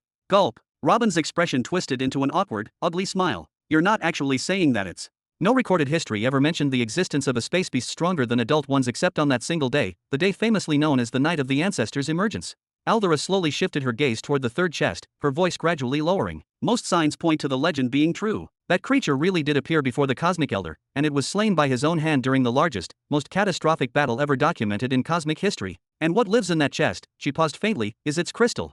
Little by little, Robin turned back toward the chest, feeling a weight pressed down on his thoughts. Beast crystals, one of the most widely recognized and commonly utilized items in the entire cultivation world. They're used to increase affinity toward various laws, sometimes tapped to absorb energy like concentrated pearls, occasionally even refined into luxurious tools, accessories, or ornaments worn by nobles and emperors alike. For some unfathomable reason, these beast crystals had appeared here as rewards side by side with planetary tier equipment of the 7th grade, and a strangely named pen whose true nature couldn't yet be determined. And strangely, terrifyingly, the beast crystals hadn't lost their light or presence in the proximity of such items. Why exactly would he give me these things?